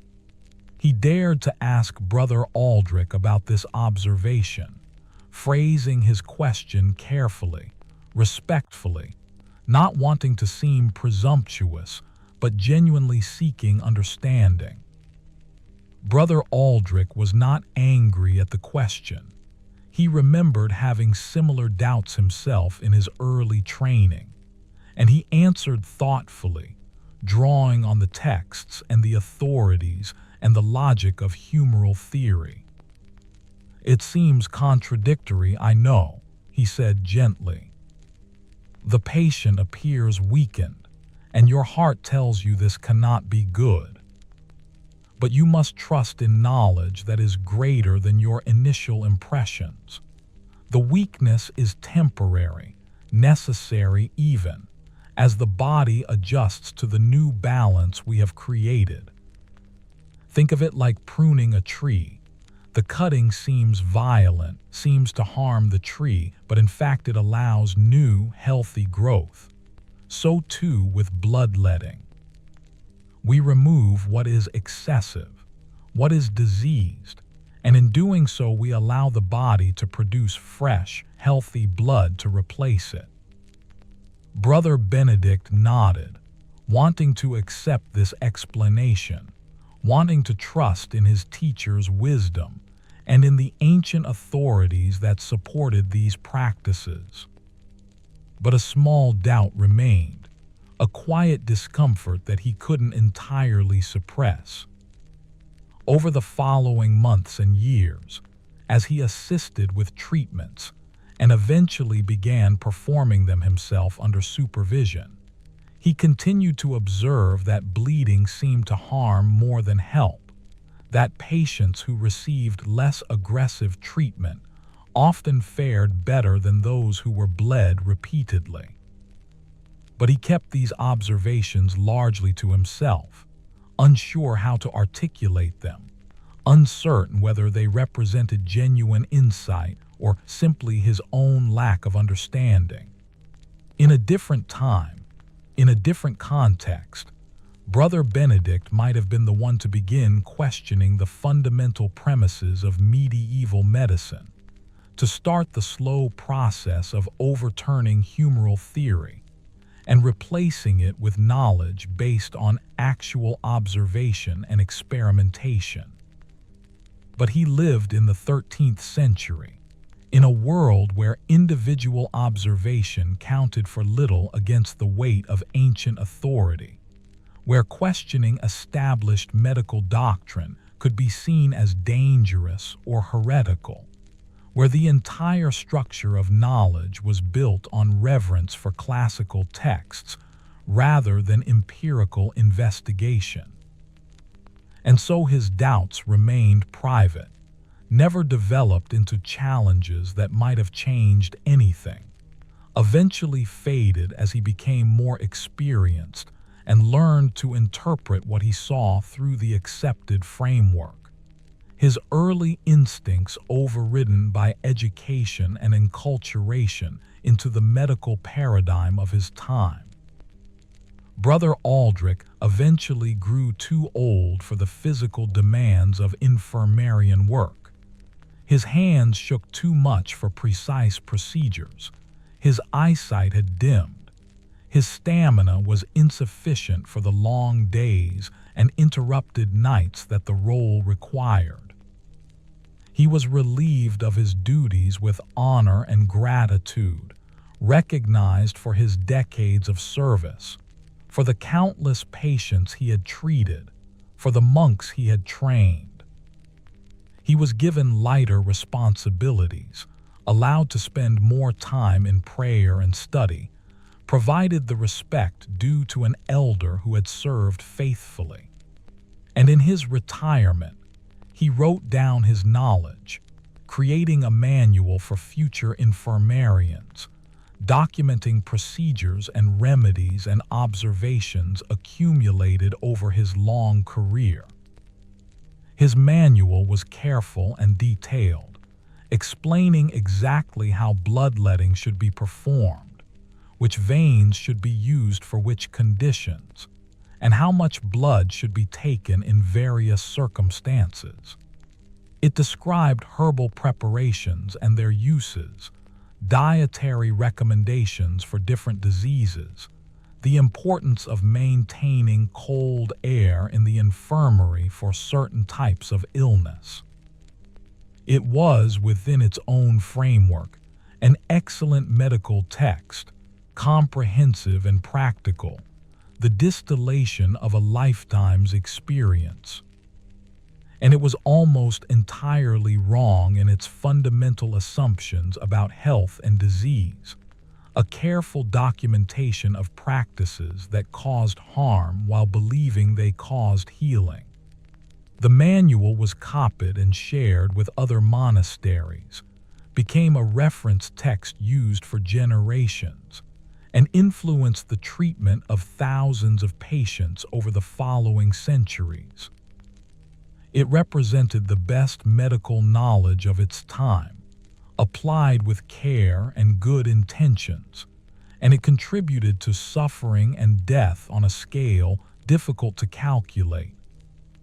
This is the paradox and tragedy of medieval medicine: sincere efforts to heal that instead harmed, confidence based on ancient authority rather than evidence, practices that persisted for centuries because they were never properly questioned, never subjected to the kind of rigorous testing that would have revealed their flaws. Brother Aldrich died peacefully in his sleep one winter night, having lived longer than most people of his era, having seen and done much in his years. His fellow monks mourned him sincerely, remembered him as a skilled healer and a compassionate caretaker, and praised his dedication and his knowledge. They did not know, could not have known, that many of the patients who died under his care might have survived with different treatment, or sometimes with no treatment at all beyond basic nursing care. They did not know that the bloodletting and the cold and the inadequate nutrition he had so carefully prescribed were working against healing rather than toward it. They knew only that he had done his best, had followed proper procedures, and had acted according to the highest medical standards of their time. The infirmary continued operating long after Brother Aldrich's death, through the remainder of the medieval period and beyond, through the Black Death that would devastate Europe in the 14th century, through all the plagues and wars and famines that characterized these difficult centuries. The methods changed slowly, gradually, new ideas filtering in from Arabic medicine, from renewed interest in classical texts during the Renaissance, from the first stirrings of scientific method that would eventually revolutionize medical understanding. But for a very long time, the basic framework remained the same: humoral theory, bloodletting, treatments based more on logical deduction from flawed premises than on careful observation of outcomes. It would be easy, from our modern perspective, to judge these medieval practitioners harshly, to see them as ignorant or even cruel, to wonder how they could have persisted in practices that seemed so obviously harmful. But this judgment would miss the essential point, would fail to grasp how completely they were products of their context, how thoroughly they believed in what they were doing, how sincerely they tried to help with the only knowledge available to them. Brother Aldrich was not a villain, but a victim of his era's limitations, someone who dedicated his life to healing, but lacked the scientific understanding that would have made genuine healing possible. And perhaps there is a lesson here for our own time, a reminder that we too operate within paradigms, accept frameworks that may someday be revealed as flawed, practice medicine and science with confidence that future generations might find misplaced. The treatments we consider standard today, the procedures we perform with assurance, the theories we teach as established fact. Some of these will undoubtedly be overturned, will be seen by future practitioners as we now see bloodletting and humoral theory, as well-intentioned but misguided, as harmful despite their good intentions. The challenge is to remain open to questioning, to base our practices on evidence rather than solely on tradition, to be willing to overturn long-held beliefs when observation demonstrates their inadequacy. This is the great gift of the scientific method, the thing that eventually allowed medicine to move beyond medieval practices into modern effectiveness. Not certainty, not perfect knowledge, but a systematic approach to testing ideas, to comparing outcomes, to changing course when evidence demands it. Medieval medicine lacked this approach, relied instead on authority and logical deduction, and its patients paid the price of that reliance. The cold rooms where patients shivered under inadequate blankets, where blood was drawn from already weakened bodies, where suffering was inflicted in the name of healing. These rooms are gone now, crumbled to ruins or renovated beyond recognition. The specific patients who endured these treatments are long dead, their names mostly forgotten, their individual stories lost to time. But their collective experience remains important, a reminder of where medicine came from, of how far it has progressed, of the dangers of unquestioned certainty and unchallenged tradition. In understanding this history, we honor those who suffered through it, both the patients who endured treatments that harmed them and the practitioners who administered those treatments with genuine care and misplaced confidence. We recognize that cruelty can be systemic and unintentional, built into frameworks that seem logical and beneficent to those operating within them. We remember that good intentions are not sufficient for good outcomes, that sincerity does not equal correctness, that tradition and authority can perpetuate harm across centuries if not subjected to rigorous questioning. The story of medieval medicine's cold rooms and bloodletting practices is not simply a tale of one monastery or one era, but rather a pattern that repeated itself across Europe for centuries, in countless institutions, affecting millions of lives. Every major town and city had its hospitals and infirmaries. Every monastery of significant size maintained facilities for the sick, and all of them operated under broadly similar principles, applying treatments that we now recognize as harmful with the same confidence and good intentions that Brother Aldrich brought to his work. In the great hospital complexes of cities like Paris and London, in the smaller rural infirmaries scattered across the countryside, in the plague houses that would emerge during the Black Death, the same scenes played out again and again. Patients arrived hopeful, trusting in the medical knowledge of their caregivers, submitting to treatments that seemed authoritative and scientific within the understanding of the time. Physicians and monks and the various practitioners who constituted medieval health care worked long hours, exposed themselves to contagious diseases, devoted their lives to caring for the sick, all while applying methods that often hastened death rather than preventing it. The persistence of these practices across such vast spans of time and space speaks to something fundamental about human cognition and culture, about how difficult it is to question frameworks that are universally accepted, reinforced by authority, and supported by what appears to be logical reasoning. Humoral theory was not obviously absurd to those who believed it. It was a comprehensive system that explained symptoms, suggested treatments, and provided a coherent worldview of health and disease. That it was fundamentally wrong about the actual mechanisms of illness did not make it any less convincing to those working within its paradigm. Consider the various strands of reasoning that supported bloodletting as a medical intervention. When someone had a fever, they were hot. This was undeniable, directly observable.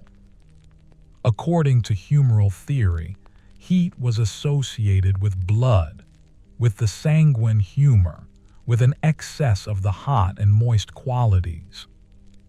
Removing blood would therefore remove heat, would cool the body, would restore balance. This logic seemed airtight within its own terms. And when bloodletting was performed and a patient's fever did sometimes break afterward, this was taken as confirmation of the treatment's effectiveness, even though we now know that fevers break naturally as the body's immune system overcomes infection, regardless of whether blood has been removed. This pattern of confirmation bias, of seeing evidence that supports one's beliefs while dismissing or explaining away evidence that contradicts them, is not unique to medieval medicine. It appears throughout human history and continues in various forms today. Medieval practitioners could point to their successes, patients who survived and recovered, as proof that their treatments worked, while explaining failures as inevitable cases where the disease was too advanced, the patient too weak, or divine will determine otherwise. The possibility that patients might have survived despite the treatments rather than because of them, or that some might have died because of the treatments rather than despite them, was not seriously entertained because the entire framework of understanding precluded such interpretation. The cold infirmaries themselves reflected another strand of medieval medical theory that seemed logical within its own context. If a patient burns with fever, with excess heat, then surely cool air would help draw out that heat and would assist in restoring the cold and hot qualities to proper balance. The observation that patients shivering with cold often complained of feeling worse was explained away as a misperception. They felt cold because their bodies were adjusting to the therapeutic cooling, because the excess heat was being drawn out, because balance was being restored. That they were actually suffering from hypothermia on top of whatever illness had brought them to the infirmary, that their bodies were being forced to expend precious energy on maintaining core temperature rather than fighting infection, that the cold was stressing their already compromised immune systems. None of this could be understood within the medieval framework. There were, occasionally, voices of doubt or dissent, individuals who questioned aspects of established medical practice, who suggested that perhaps the ancient authorities might be mistaken on some points, who proposed alternative approaches based on their own observations. But these voices were rare, often marginalized, sometimes actively suppressed. The weight of tradition was enormous. The reverence for classical texts like those of Galen and Hippocrates was deeply ingrained, And the entire structure of medieval learning was built on the principle that ancient wisdom was superior to modern observation, that the role of scholars was to understand and apply the knowledge of the past rather than to generate genuinely new knowledge through experimentation. Even when alternative medical traditions existed, such as Arabic medicine, which had preserved and advanced beyond classical Greek knowledge in some areas, or folk medicine practiced by village healers and wise women who relied more on practical experience than on formal theory. These were often viewed with suspicion by the educated elite. University-trained physicians who had spent years studying Latin texts and mastering humoral theory looked down on practitioners who lacked this formal education, who couldn't cite Galen or Avicenna, who relied on tradition and observation rather than on scholarly learning.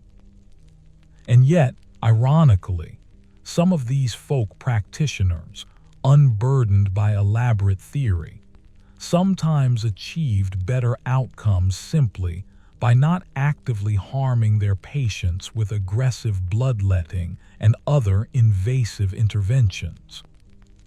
The social and religious context of medieval medicine also reinforced problematic practices.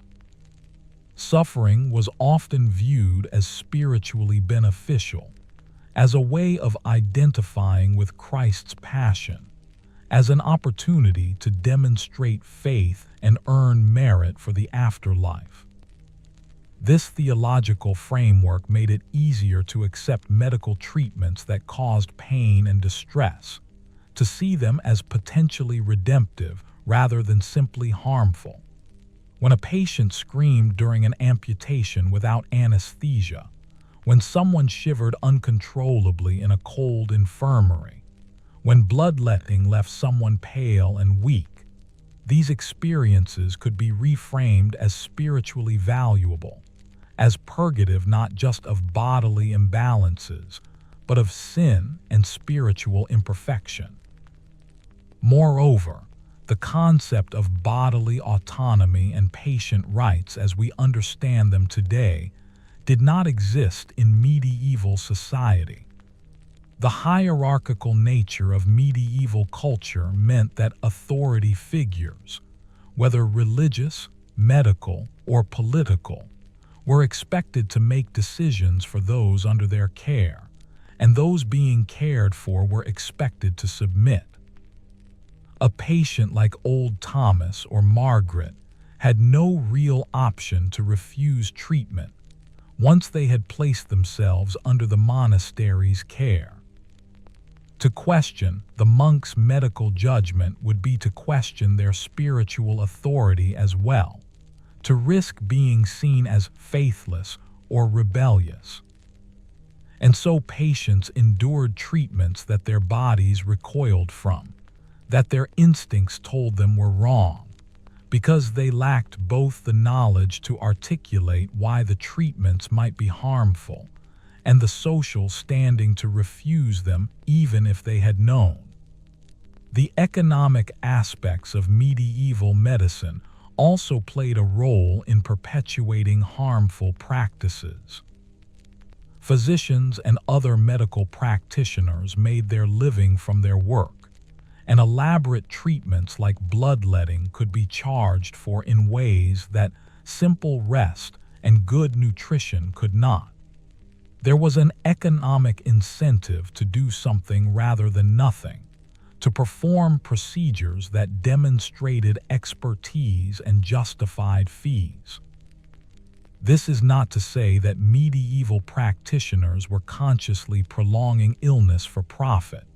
Most were genuinely committed to healing, but the economic structure of medical practice did favor active intervention over watchful waiting, elaborate treatment protocols over simple supportive care. In the hospitals of larger cities, where medical practice was somewhat more organized and documented than in rural monasteries. We can trace through records the patterns of treatment and outcome. The Hôtel Dieu in Paris, one of the largest and most famous medieval hospitals, treated thousands of patients over the centuries, and its records show mortality rates that were often extremely high, sometimes exceeding 50% for patients admitted with serious illness. The hospital was staffed by dedicated nursing sisters who worked tirelessly to care for the sick, who cleaned and fed and comforted patients with genuine compassion. Yet they also faithfully implemented the medical protocols of their time: bloodletting, purging, exposure to cold air for certain conditions that contributed to rather than alleviated the suffering they witnessed daily.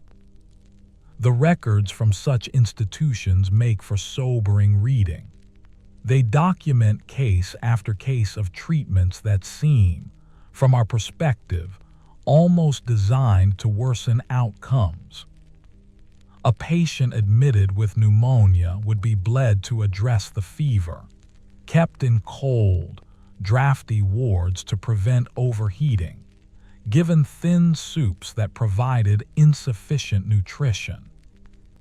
A person suffering from what might have been appendicitis or another surgical emergency would be treated with various herbs and purges, with bloodletting if fever developed, but without any surgical intervention that might have saved their life.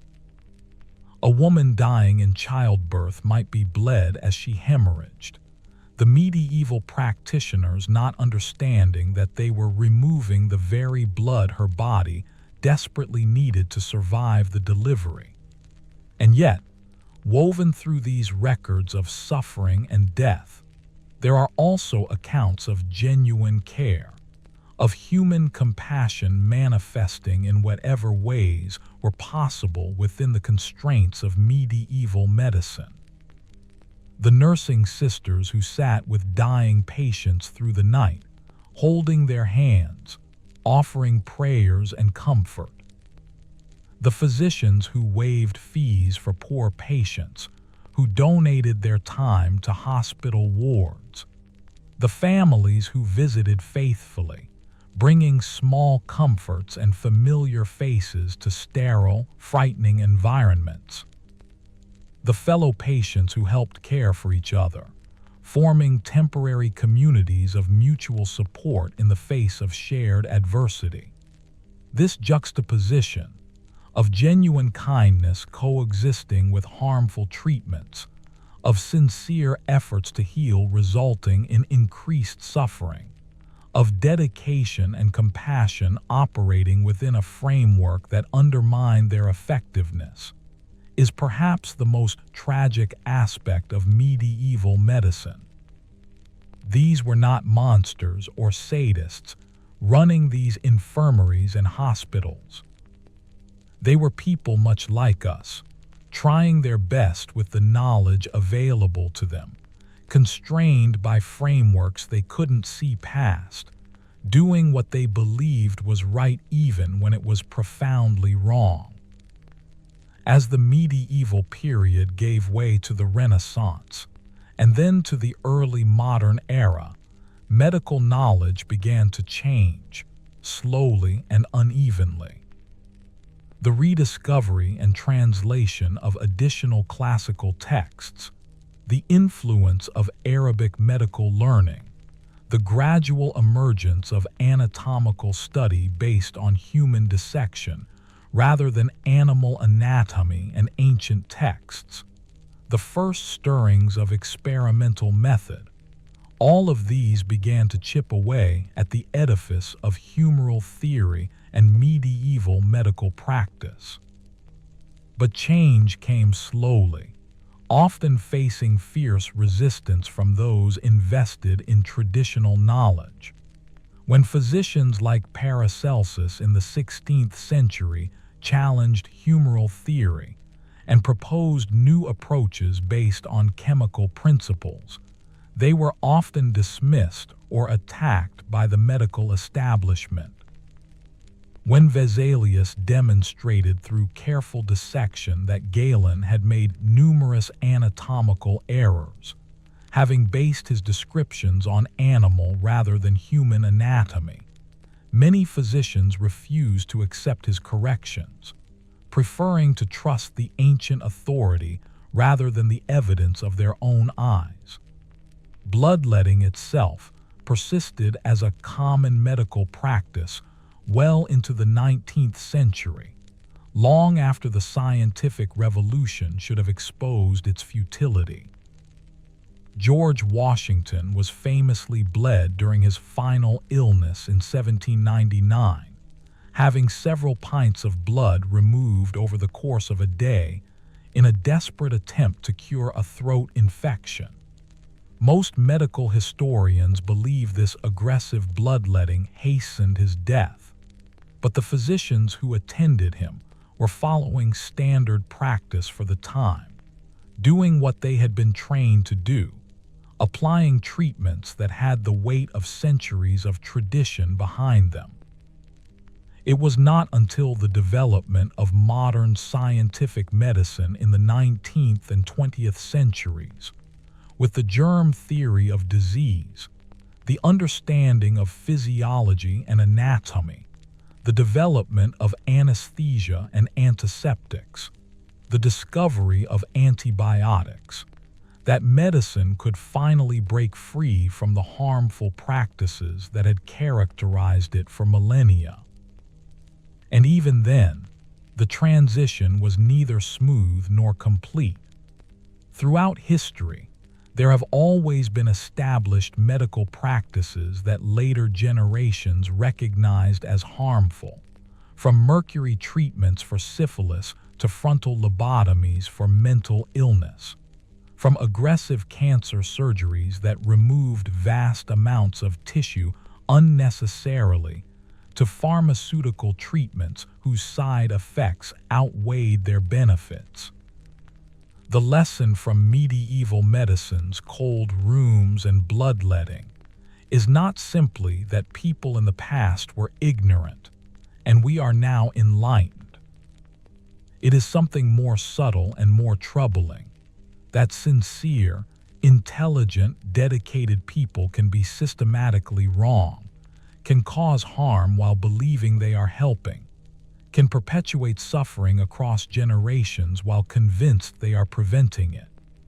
It is a reminder that our current medical practices, while vastly more effective than medieval ones, are themselves provisional, subject to revision, potentially flawed in ways we cannot yet see because we are still operating within our own paradigms.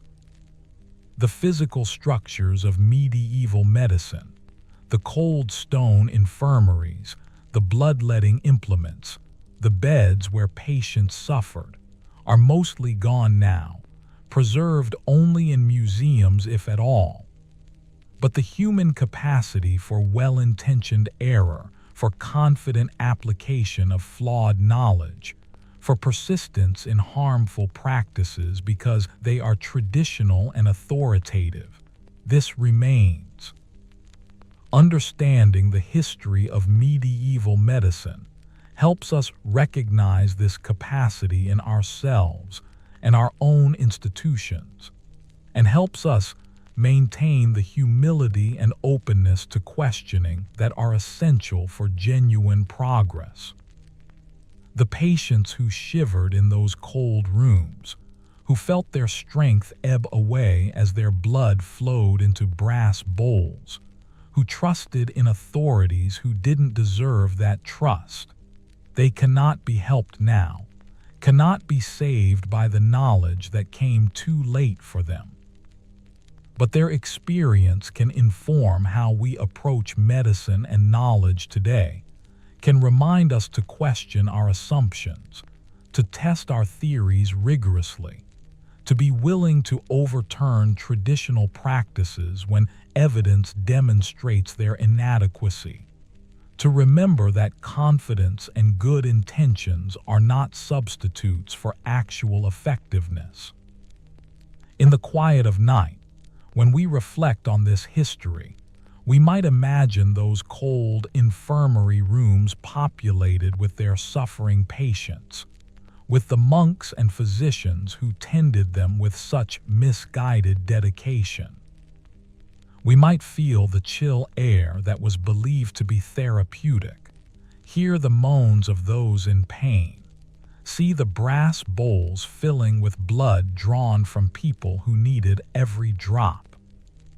And in that imagination, we might find both horror at what was done and compassion for all involved, patients and practitioners alike, all trapped in a system that none of them could see clearly enough to change. This is the story of medieval medicine's cruelty, but it is also the story of human limitation and human resilience, of sincere effort undermined by flawed knowledge, of suffering endured with hope for healing that would not come, not in that age, not in those cold rooms where the sick were bled in the name of balance and kept cold in the name of cooling, where every intervention meant to help instead harmed, where the best intentions led to the worst outcomes, where medicine and suffering were so thoroughly intertwined that they became almost indistinguishable.